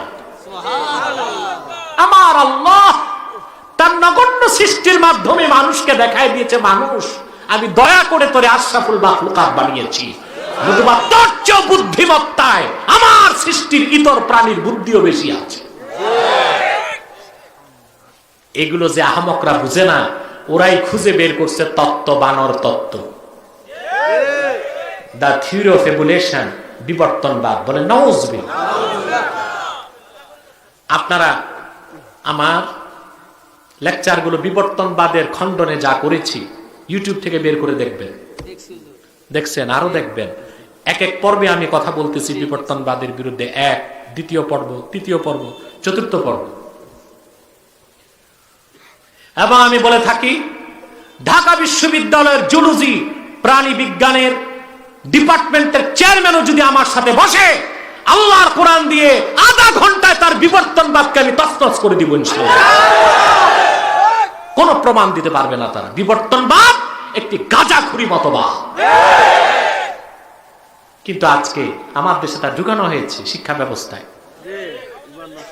নবম থেকে মাস্টার্স পর্যন্ত পড়ানো হচ্ছে বিবর্তনবাদকে। তাই তো দেশে ধর্ষণ বেড়েছে। কথা বলেন। ধর্ষণের আরেকটা নেককারজনক ঘটনা বাংলাদেশে ঘটেছে। সমাধান বলবো আমি একটু পরে ইনশাআল্লাহ। আমরা বাংলাদেশে ধর্ষণ দেখতে চাই না। তা প্রতিরোধে ফর্মুলা কি তা বলেই আজকে নামবো ইনশাআল্লাহ, যদি আল্লাহ পাক তৌফিক দেন। বলুন আল্লাহুম্মা আমিন। প্রিয় ভাই বন্ধুগণ, কথা বুঝতেছেন? কান, পঞ্চেন্দ্রের আরেকটা কি? কানের ক্ষমতা কতটুকু? কতটুকু ক্ষমতা? পদার্থ বিজ্ঞান বলেছে এই যে আমরা শব্দ শুনি কানে, কেন শুনি? কম্পাঙ্ক। আওয়াজটা পেয়েছেন? একটা পদার্থ আমি আঘাত করেছি, এই আঘাতে বাতাসে ঢেউ তৈরি হয়েছে। এই ঢেউ এর মাধ্যমে কম্পাঙ্কের কারণে শব্দ আমার কানে বেজেছে। বিজ্ঞান বলেছে কোন শব্দের কম্পাঙ্ক সেকেন্ডে যদি 20,000-এর বেশি হয়, সেই তীব্র আওয়াজ কোনো মানুষ শুনবে না। আর কোন কম্পাঙ্কের আওয়াজ যদি সেকেন্ডে 20,000-এর কম হয়, সেই ক্ষীণ আওয়াজটাও মানুষ শুনবে না। কানের ক্ষমতা অসীম না সসীম? সীমিত। একবার ঢাকাতে ইঞ্জিনিয়ারিং ইনস্টিটিউট ভিআইপি লাউঞ্জে একটা সেমিনার ছিল। আমার বয়স তখন খুব কম, দাড়ি মোটি উঠতেছে, বুঝলেন? তবে আমার পড়াশোনা মোটামুটি প্রাতিষ্ঠানিক শেষ। বুঝলেন? যেটাকে আপনারা আলেম বলেন, যদি আমি নিজকে এখনো আলেম বলতে পারি না, নিজেকে এখনো আমি তালিবুল ইলম মনে করি, কারণ আলেম হওয়া অনেক বড় জিনিস। কথা বুঝতে পেরেছেন? সেখানে বুয়েটের কিছু ছাত্র আমাকে প্রশ্ন করল। সেখানে একজন বিজ্ঞানী বসা ছিল, বাংলাদেশের শ্রেষ্ঠ বিজ্ঞানী, পদার্থ বিজ্ঞানী এম শমশের আলী, বইপত্র তার লেখা সহ। তিনি চিফ গেস্ট, আমি প্রধান আলোচক। আমাকে প্রশ্ন করবে তার ইসলাম থেকে, আর তাকে করবে বিজ্ঞান থেকে। আমার প্রশ্ন পর্ব শেষ, তাকে প্রশ্ন করা হলো, স্যার কবরে শুনেছি আওয়াজ হয়, আমরা শুনি না কেন? স্যারের কাছে জবাব নাই, আমার কাছে জবাব আছে। আমি জবাব দিয়েছি, কবরে আওয়াজ হয় তার শুনবো না আমরা উপর থেকে, এটাই সায়েন্টিফিক কথা, বিজ্ঞানসম্মত কথা। কারণ বিজ্ঞান বলেছে, পদার্থ বিজ্ঞান, কোন শব্দের কম্পাঙ্ক যদি সেকেন্ডে 20,000-এর বেশি হয়, সেই তীব্র আওয়াজ মানুষ শুনবে না। কবরে যে আওয়াজ হয়, গর্জন হয়, তর্জন হয়, তা তো সেকেন্ডে 20 কোটিরও বেশি, তা শুনবে না মানুষ। এটাই লজিকটিক, এটাই সায়েন্টিফিক কথা। তাহলে কান সীমিত না অসীম? সীমিত, ঠিক না? এরপর জিহ্বা, এটার ক্ষমতা মোটামুটি আছে। বিজ্ঞান বলেছে একটি জিহ্বার মধ্যে আল্লাহ পাক খাদ্যের স্বাদ গ্রহণ করার জন্য 10,000 টেস্টিং বার্ড রেখেছেন। টেস্টিং বার্ড, যেটা রিসিভার দিয়ে মানুষ স্বাদ পায়, আমের স্বাদ, জামের স্বাদ, কুমিল্লার রসমালাইয়ের স্বাদ। খুশি হয়ে গেছে রসমালাইয়ের কথা শুনে? এই যে খান, ভিন্ন ভিন্ন স্বাদ না? সুবহানাল্লাহ। প্রতিটা খাদ্যের স্বাদ গ্রহণ করার জন্য আল্লাহ এখানে ডিভাইস রাখছেন, ডিভাইস। এটাকে বিজ্ঞান বলে টেস্টিং বার্ড। স্বাদ পাবেন আলাদা আলাদা। সুবহানাল্লাহ। কতটা রাখছেন? কত খাবি খা। দুনিয়াতে আর খাইবেনটা কি? যত খাদ্য এক করলে 6 প্রকার স্বাদ পাওয়া যায়। ঝাল, টক, মিষ্টি, ন্যানো, তেতো, পানসা। এর বাইরে একটা স্বাদ দেখান তো, দাঁড়ান একজন আছে? তবে বিড়ি সিগারেটের স্বাদ কি এটা আমি জানি না।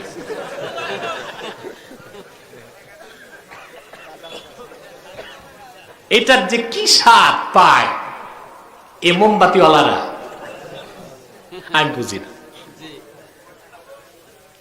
আপনারাও বুঝেন না, আপনারা এত দরবেশ না যে বিড়ি সিগারেট খান না।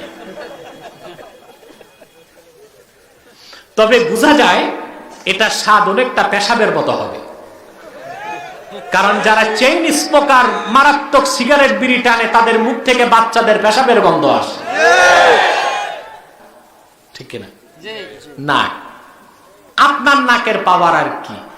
আপনার আগে পিঁপড়া গন্ধ পায় কি আছে হাড়িতে? গ্রাণ শক্তি আপনার বেশি না পিঁপড়ার বেশি? তারপর চামড়া। চামড়া এটা খুবই দুর্বল একটা ইন্দ্রিয়, চামড়া। এখানে এতগুলো মানুষ বসে আছেন, কারো গরম লাগতেছে, কারো ঠান্ডা লাগতেছে, কারো নাতিশীতোষ্ণ। বুড়া মানুষের ঠান্ডা লাগতেছে বেশি, ঠিক কিনা? কাকটা ঠিক বলবো, তাপমাত্রা তো একরকম, লাগতেছে হরেক রকম। এটাও তো সসীম, এটাও কি? এবার আসুন, পৃথিবীর সমস্ত বিজ্ঞান সংস্থার চূড়ান্ত বিজ্ঞান সংস্থা হচ্ছে আমেরিকার নাসা। নাম শুনেছেন? বিজ্ঞানের এই শাখাতে বছরে বিলিয়ন বিলিয়ন ডলার খরচ করে আমেরিকা। মহাকাশে রকেট পাঠায়, মহাশূন্যে তারা কাজ করে। নাসাতে বসে অতি আনুবীক্ষণিক টেলিস্কোপে তারা দেখতেছে লক্ষ লক্ষ আলোক বর্ষ দূরে নক্ষত্র কি করতেছে, গ্রহের কি অবস্থা, ধূমকেতুর কি অবস্থা। কথা বুঝেন? এখন আপনার কাছে আমার প্রশ্ন, বিজ্ঞানী যতই জ্ঞান অর্জন করুক যন্ত্র দিয়ে নয়, আসল যন্ত্র পঞ্চ ইন্দ্রিয়। যে বিজ্ঞানী নাসাতে বসে লক্ষ লক্ষ নয় বিলিয়ন বিলিয়ন আলোক বর্ষ দূরের নক্ষত্র দেখে, সে যদি দুই চোখে অন্ধ হয় তো তাকে টেলিস্কোপ দিলে কি আর বায়োস্কোপ দিলে কেউ কি দেখবে? নিজের নাকের মাথায় থাকা মাছিটা তো দেখবে না। তো তার জ্ঞান অর্জনের আসল মাধ্যম কি টেলিস্কোপ না চোখ? সেই চোখ সসীম না অসীম? সেই সসীম উৎস থেকে অর্জিত বিজ্ঞানের জ্ঞানটাও সসীম, সেটা দিয়ে অসীম কোরআনকে যাচাই করা যাবে না। দালিকাল কিতাব লা রাইব। এবার আসেন, কে আগে কে ঊর্ধ্বে, বিজ্ঞান না কোরআন? আমি উদাহরণ দিচ্ছি, সরাসরি কোরআন কারীম থেকে আমি কিছু দৃষ্টান্ত দিচ্ছি। বিজ্ঞানের একটি শাখা আছে, তার নাম কসমোলজি। কি না খেয়াল করতেছেন? কি না? এদের কাজ হচ্ছে সৃষ্টি তত্ত্ব, কিভাবে এই জগৎ ইউনিভার্স তৈরি হল। তো তারা কি বলে শোনেন, তারপর কোরআন কি বলে শোনেন। তারা বলেছে বিলিয়ন বিলিয়ন বিলিয়ন বছর আগে, কেউ কেউ বলেন 500 কোটি বছর আগে, আকাশ, জমিন, নক্ষত্র, গ্রহ, সৌরজগৎ কিচ্ছু ছিল না। সবটাই ছিল একটি বিন্দু, একটি অখণ্ড পিণ্ড। কোন এক সময় মহাবিস্ফোরণ ঘটে, এটাকে বলা হয় বিগ ব্যাং থিওরি। এই বিস্ফোরণের পর আকাশ আলাদা হয়, জমিন আলাদা হয়, টুকরা টুকরা হয়ে গ্রহ নক্ষত্র হয়। অবাক হয়ে যাবেন মুসলমান, 1970 সালে স্টিফেন হকিং সহ বড় বড় পদার্থ বিজ্ঞানীগণ এই কথা বলল, কিন্তু আল্লাহর কোরআন এই কথা বলেছে 1500 বছর আগে। সুবহানাল্লাহ বলবেন না? আল্লাহ পাক সূরা আম্বিয়াতে, আল্লাহ পাক সূরা আম্বিয়ার 30 নম্বর আয়াতে বলেন, আওয়ালাম ইয়ারাল্লাযীনা কাফারু আন্নাস সামাওয়াতি ওয়াল আরদা কানাতা রাতকান ফাফাতাকনাহুমা ওয়াজআলনা মিনাল মাই কুল্লা শাইইন হাই আফালা ইউমিনুন। আল্লাহু আকবার। বিজ্ঞান বলেছে 1970 সালে স্টিফেন হকিং ও তার দল। আর 1500 বছর আগে মুহাম্মদ সাল্লাল্লাহু আলাইহি সাল্লামের উপর অবতীর্ণ কোরআনে আল্লাহ বলে দিয়েছেন, আওয়ালাম ইয়ারাল্লাযীনা কাফারু। মুমিনদেরকে আল্লাহ বলেন নাই, কাফেররা কি দেখে না? আন্নাস সামাওয়াতি ওয়াল আরদা কানাতা রাতকান ফাফাতাকনাহুমা। আকাশ ও জমিন ছিল পেক, একটা বিন্দু, আমি তা আলাদা করেছি। সুবহানাল্লাহ, সুবহানাল্লাহ।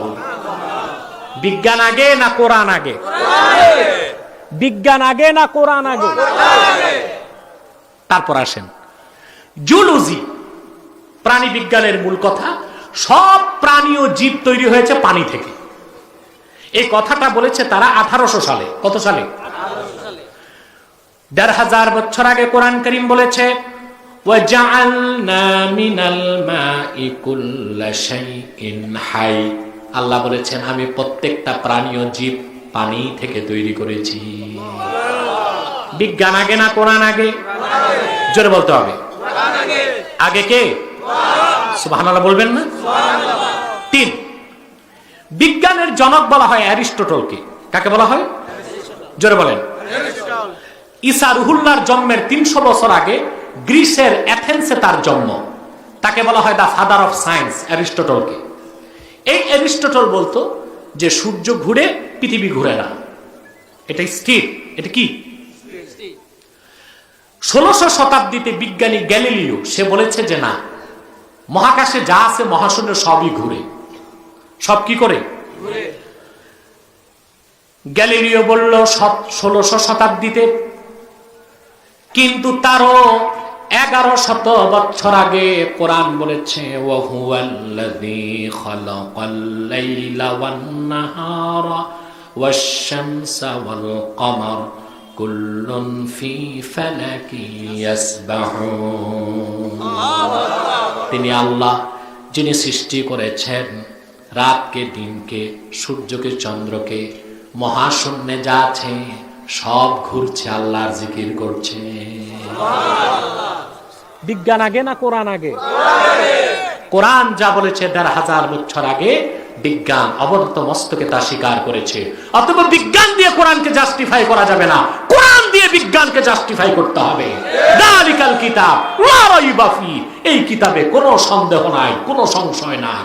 মহাসত্যের সর্বোচ্চ মানদণ্ডে উত্তীর্ণ মুহাম্মদ সাল্লাল্লাহু আলাইহি সাল্লামের উপর অবতীর্ণ 30 পারা কোরআন।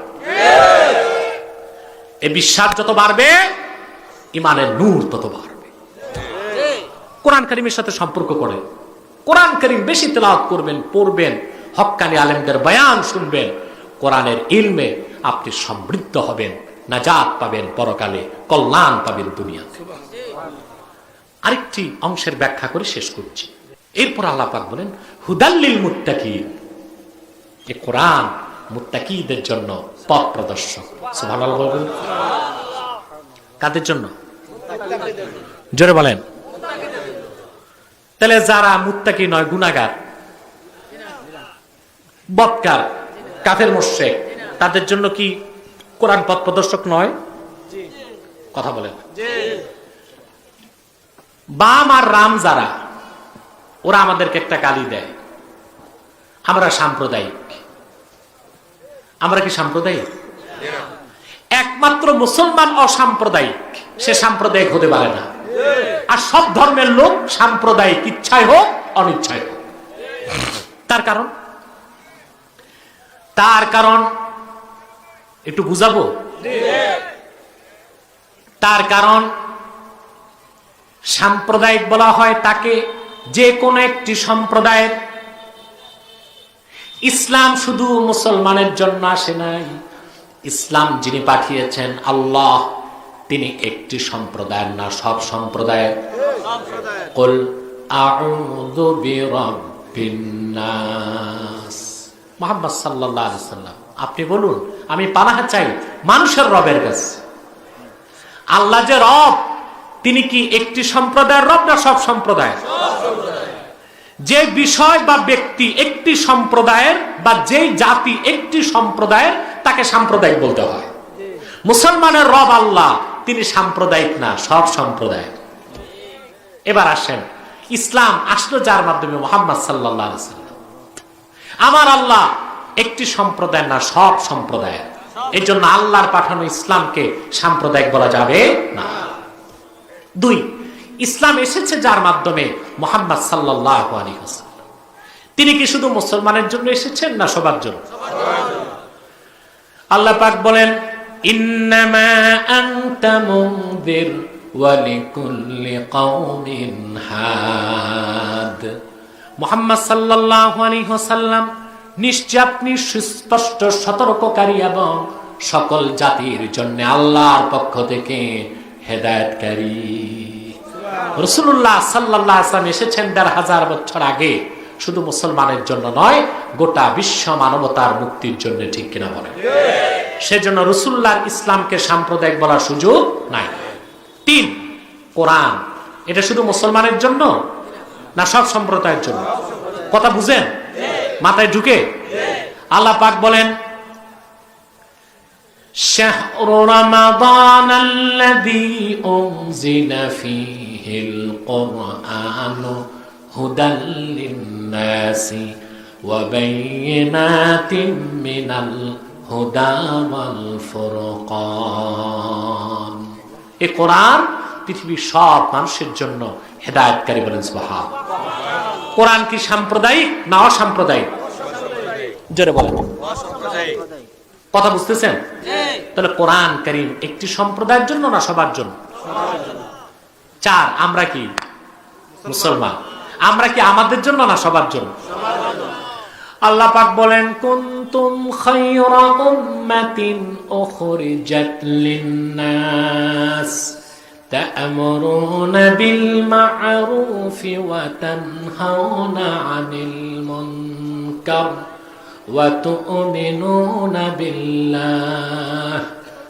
তোমরাই সর্বোত্তম জাতি মুসলমান, তোমাদেরকে বের করা হয়েছে গোটা মানব জাতির কল্যাণে। তাহলে আমরা মুসলমান সাম্প্রদায়িক হতে পারি, আমরাই অসাম্প্রদায়িক।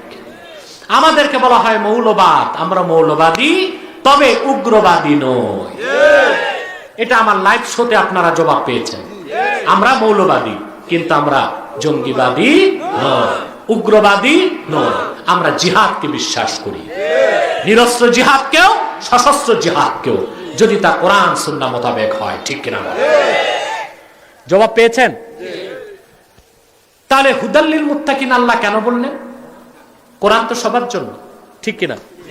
তার কারণ একটাই, যে ঈমান আন প্রত্যেক মুসলমানের জন্য কোরআন হেদায়েতকারী, প্রত্যেক মুমিনের জন্য কোরআন হেদায়েতকারী, কিন্তু প্রত্যেক মানুষের জন্য কোরআন হেদায়েতকারী। কিন্তু আল্লাহকে যারা ভয় করবে, মুত্তাকি, তাদের জন্য কোরআন সবচেয়ে বেশি উপকার। তাহলে মুত্তাকি হবেন? কথা বলে না।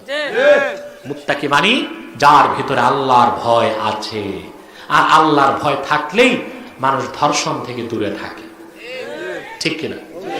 জেনা থেকে দূরে থাকে, চুরি চামারি দুর্নীতি বদমাশি লাম্পট্য বেহায়াপনা অশ্লীলতা থেকে মানুষ বাঁচে একমাত্র আল্লাহর ভয় দিয়ে। শিক্ষার কুশিক্ষা দিয়ে দেশ জাতি সমাজ গঠন করা যাবে না, আল্লাহর কোরআনের শিক্ষা দিয়ে দেশ জাতি সমাজ রাষ্ট্র গঠন করা যাবে। ঠিক কিনা বলে? আজকে ধর্ষণ কি পর্যায়ে গেছে বাংলাদেশে, খেয়াল করছেন?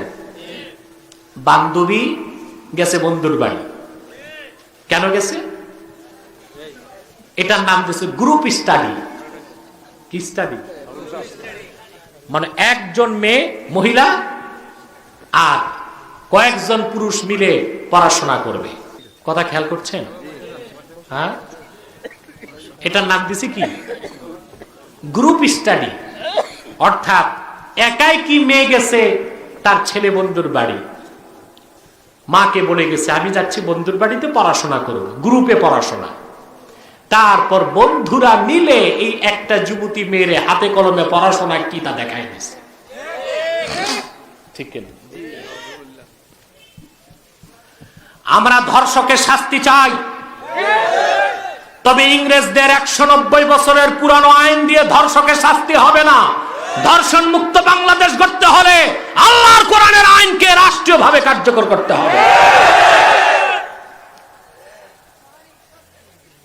তোমরা যে আইন চর্চা করছো, এ দিয়ে তো ধর্ষক শাস্তি পাবে না। তবে আমরা শুধু ধর্ষকের শাস্তি চাই না, যে মা বেহায়ার মতো মেয়েকে পর্দা ছাড়া একা একই বন্ধুর বাড়ি পাঠালো, সে মাকেও অ্যারেস্ট করে শাস্তিও আইনের আওতায় আনতে হবে। পর্দার কথা বললে বলে মৌলবীরা আমাদেরকে মধ্যযুগে নিতে চায়, ঠিক কিনা? পর্দা না করলে যা হওয়ার তা তো হবে। মহিলা, তুমি তোমার মেয়েকে সাজগোজ করিয়ে বোরখা ছাড়া উলঙ্গ একা একই ফাঁকা বাড়িতে বন্ধুর কাছে পড়তে পাঠাইবা, দুর্ঘটনা যে ঘটবে তা বুঝো না কেন? শাস্তি তো ওই মায়েরও হওয়া উচিত। দুধের বাটি খোলা রাখবেন, বিড়াল তো মুখ দিবে।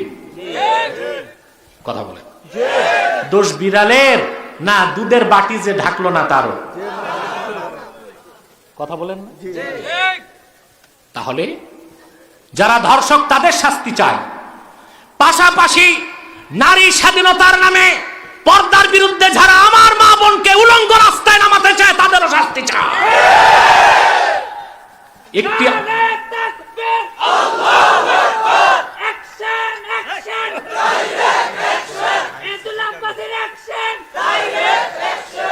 এটা বুঝেন নাই, ওষুধের অ্যাকশন।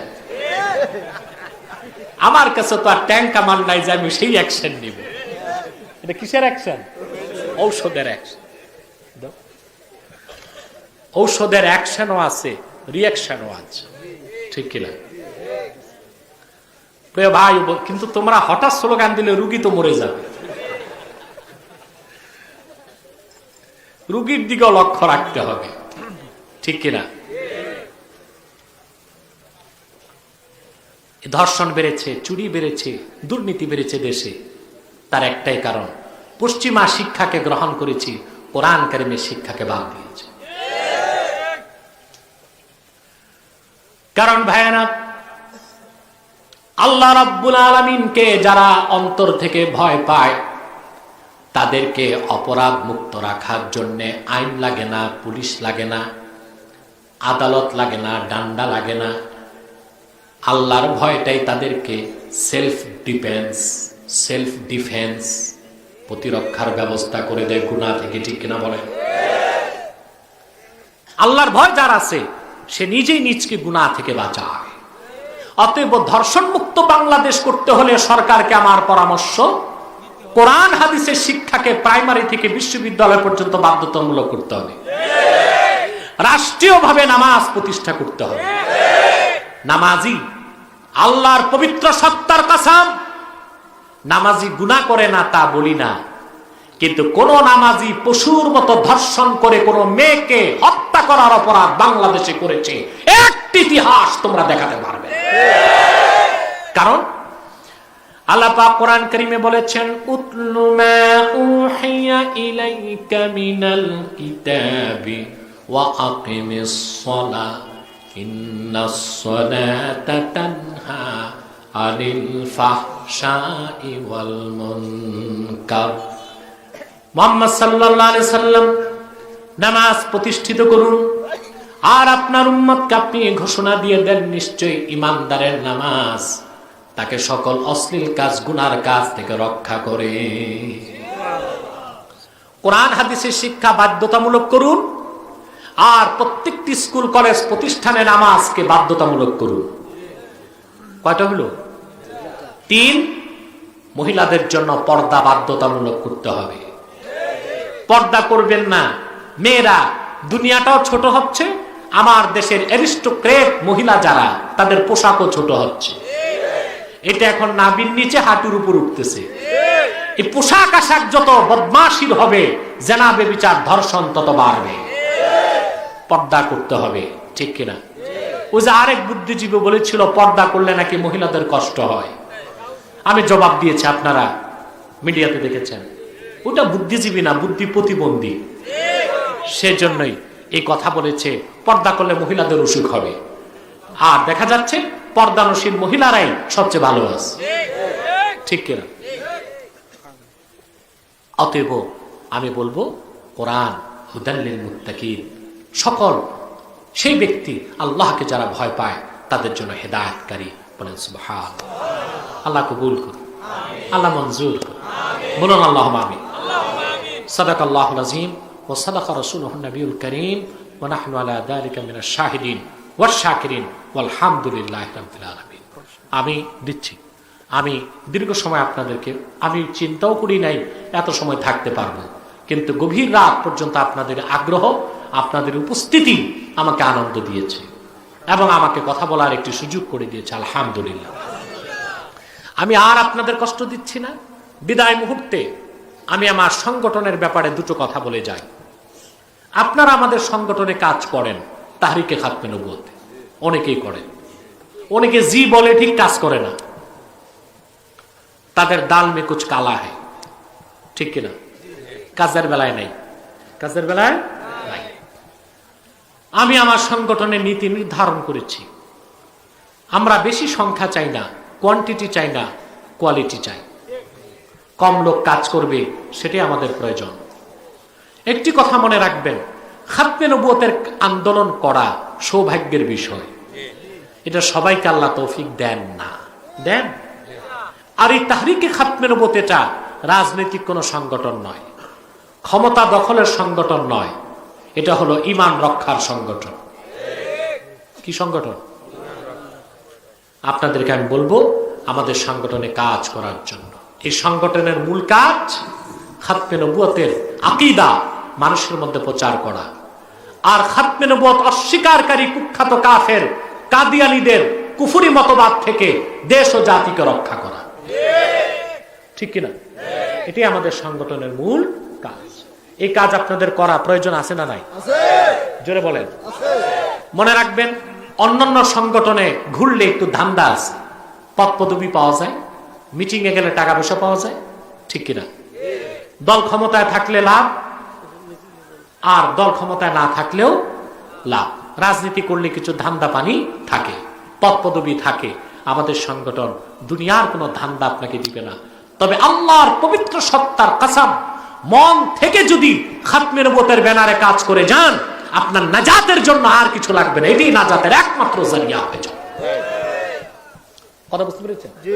আমি বলে থাকি, খাতমে নবুয়তের আন্দোলন সবচেয়ে বড় আন্দোলন, খাতমে নবুয়তের জিহাদ সবচেয়ে বড় জিহাদ। রাসূলুল্লাহর জামানায় ৮০টির মতো যুদ্ধ হয়েছে, মানুষ মারা গেছিল মাত্র, এই বসো, মানুষ মারা গিয়েছিল মাত্র ১০১৮ জন। কতজন?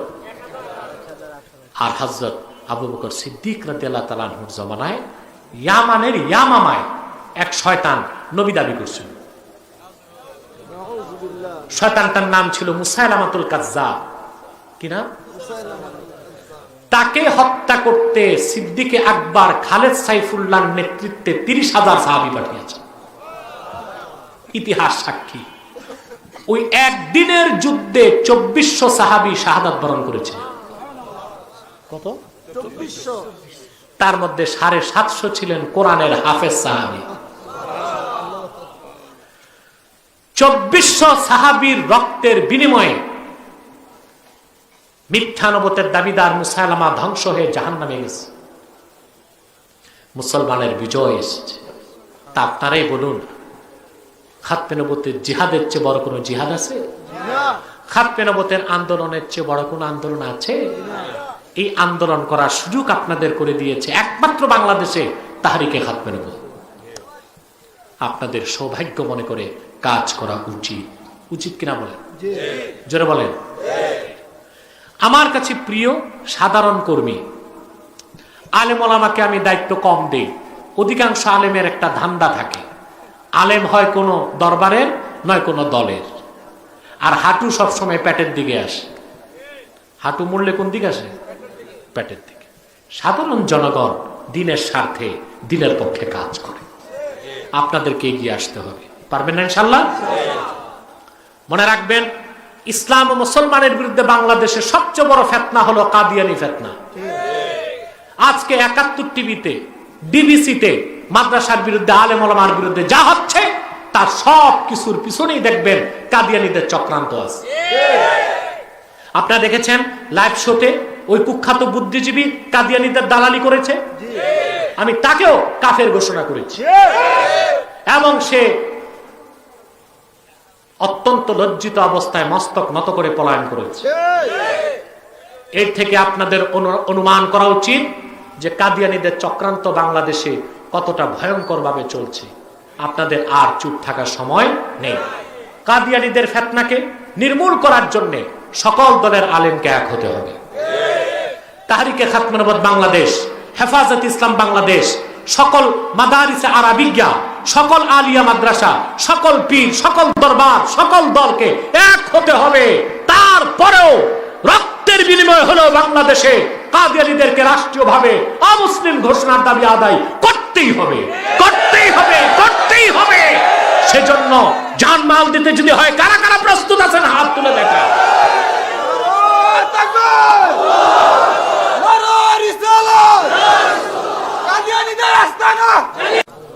তার নাম রেখেছিল তার বাপ মির্জা গোলাম আহমদ কাদিয়ানী।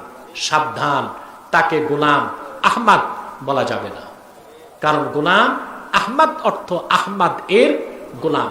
কোন কাফের কখনো গোলাম আহমদ এর গোলাম হতে পারে না। আর কাদিয়ানের কাজ্জাব ছিল কুখ্যাত শয়তান, সে গোলাম আহমদ এর গোলাম ছিল না, সে ছিল কুখ্যাত শয়তানের কুখ্যাত গোলাম। কাদিয়ানের কাজ্জাব মিথ্যা নবুয়তের দাবিদার, ইংরেজদের পা চাটা গোলাম মির্জা গোলাম শয়তান কাদিয়ানির উপর গজব এসেছে ১৯০৮ সালে।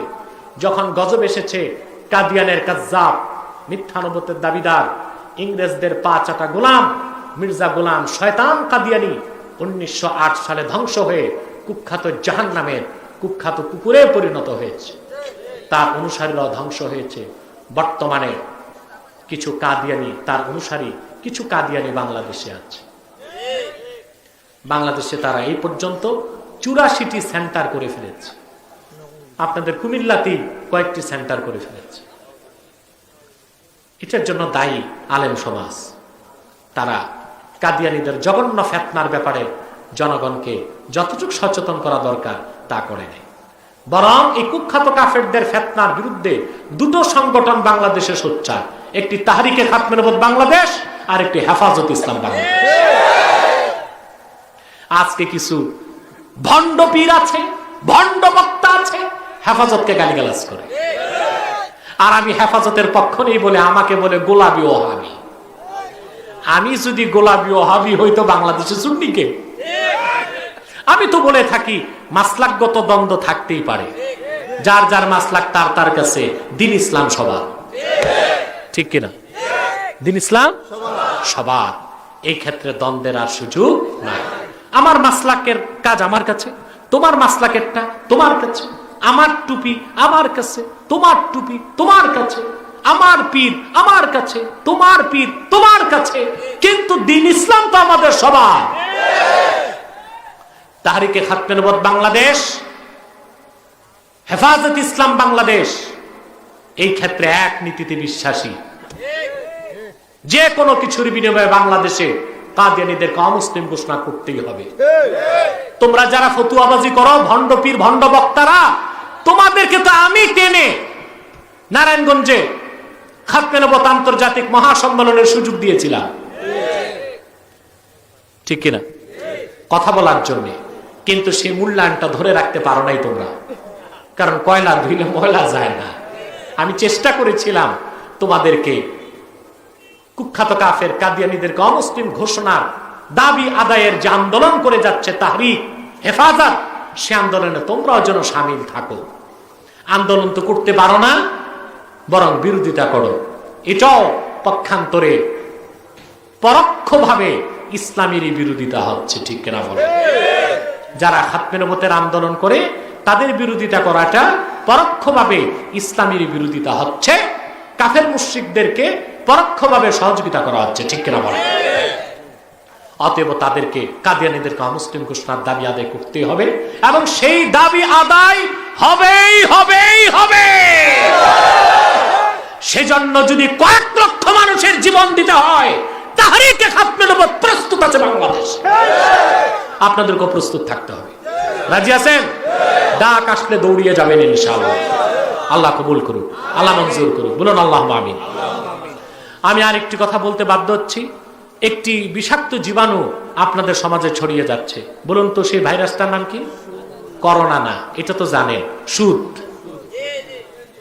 এটা বেড়ে গেছে, সব জায়গায় সুদ ঢুকতেছে আজকে। সুদের নাম আর সুদ নাই, এটার নাম ইন্টারেস্ট। এটার নাম কি? লভ্যাংশ। এটার নাম কি? লভ্যাংশ, ইন্টারেস্ট, ঠিক কিনা? সুদ থেকে দূরে থাকবেন, কারণ যারা সুদ খাবেন তাদের কোনো একটি আমলও গ্রহণযোগ্য হবে না, হবে না। মনে থাকবে? ঘুষ থেকে বাঁচবেন। যারা সুদ খায়, ঘুষ খায়, তাদেরকে আপনারা ভোট দিবেন না, নির্বাচিত করবেন না, মসজিদ কমিটিতে রাখবেন না, মাদ্রাসা কমিটিতে রাখবেন না। কারণ সুদকেও বর্জন করতে হবে, সুদখোরকেও বর্জন করতে হবে, দুর্নীতিকেও বর্জন করতে হবে, দুর্নীতিবাজকেও বর্জন করতে হবে। আল্লাহ পাক কবুল করুন, আমাদেরকে মঞ্জুর করুন, বলুন আল্লাহুম্মা আমিন।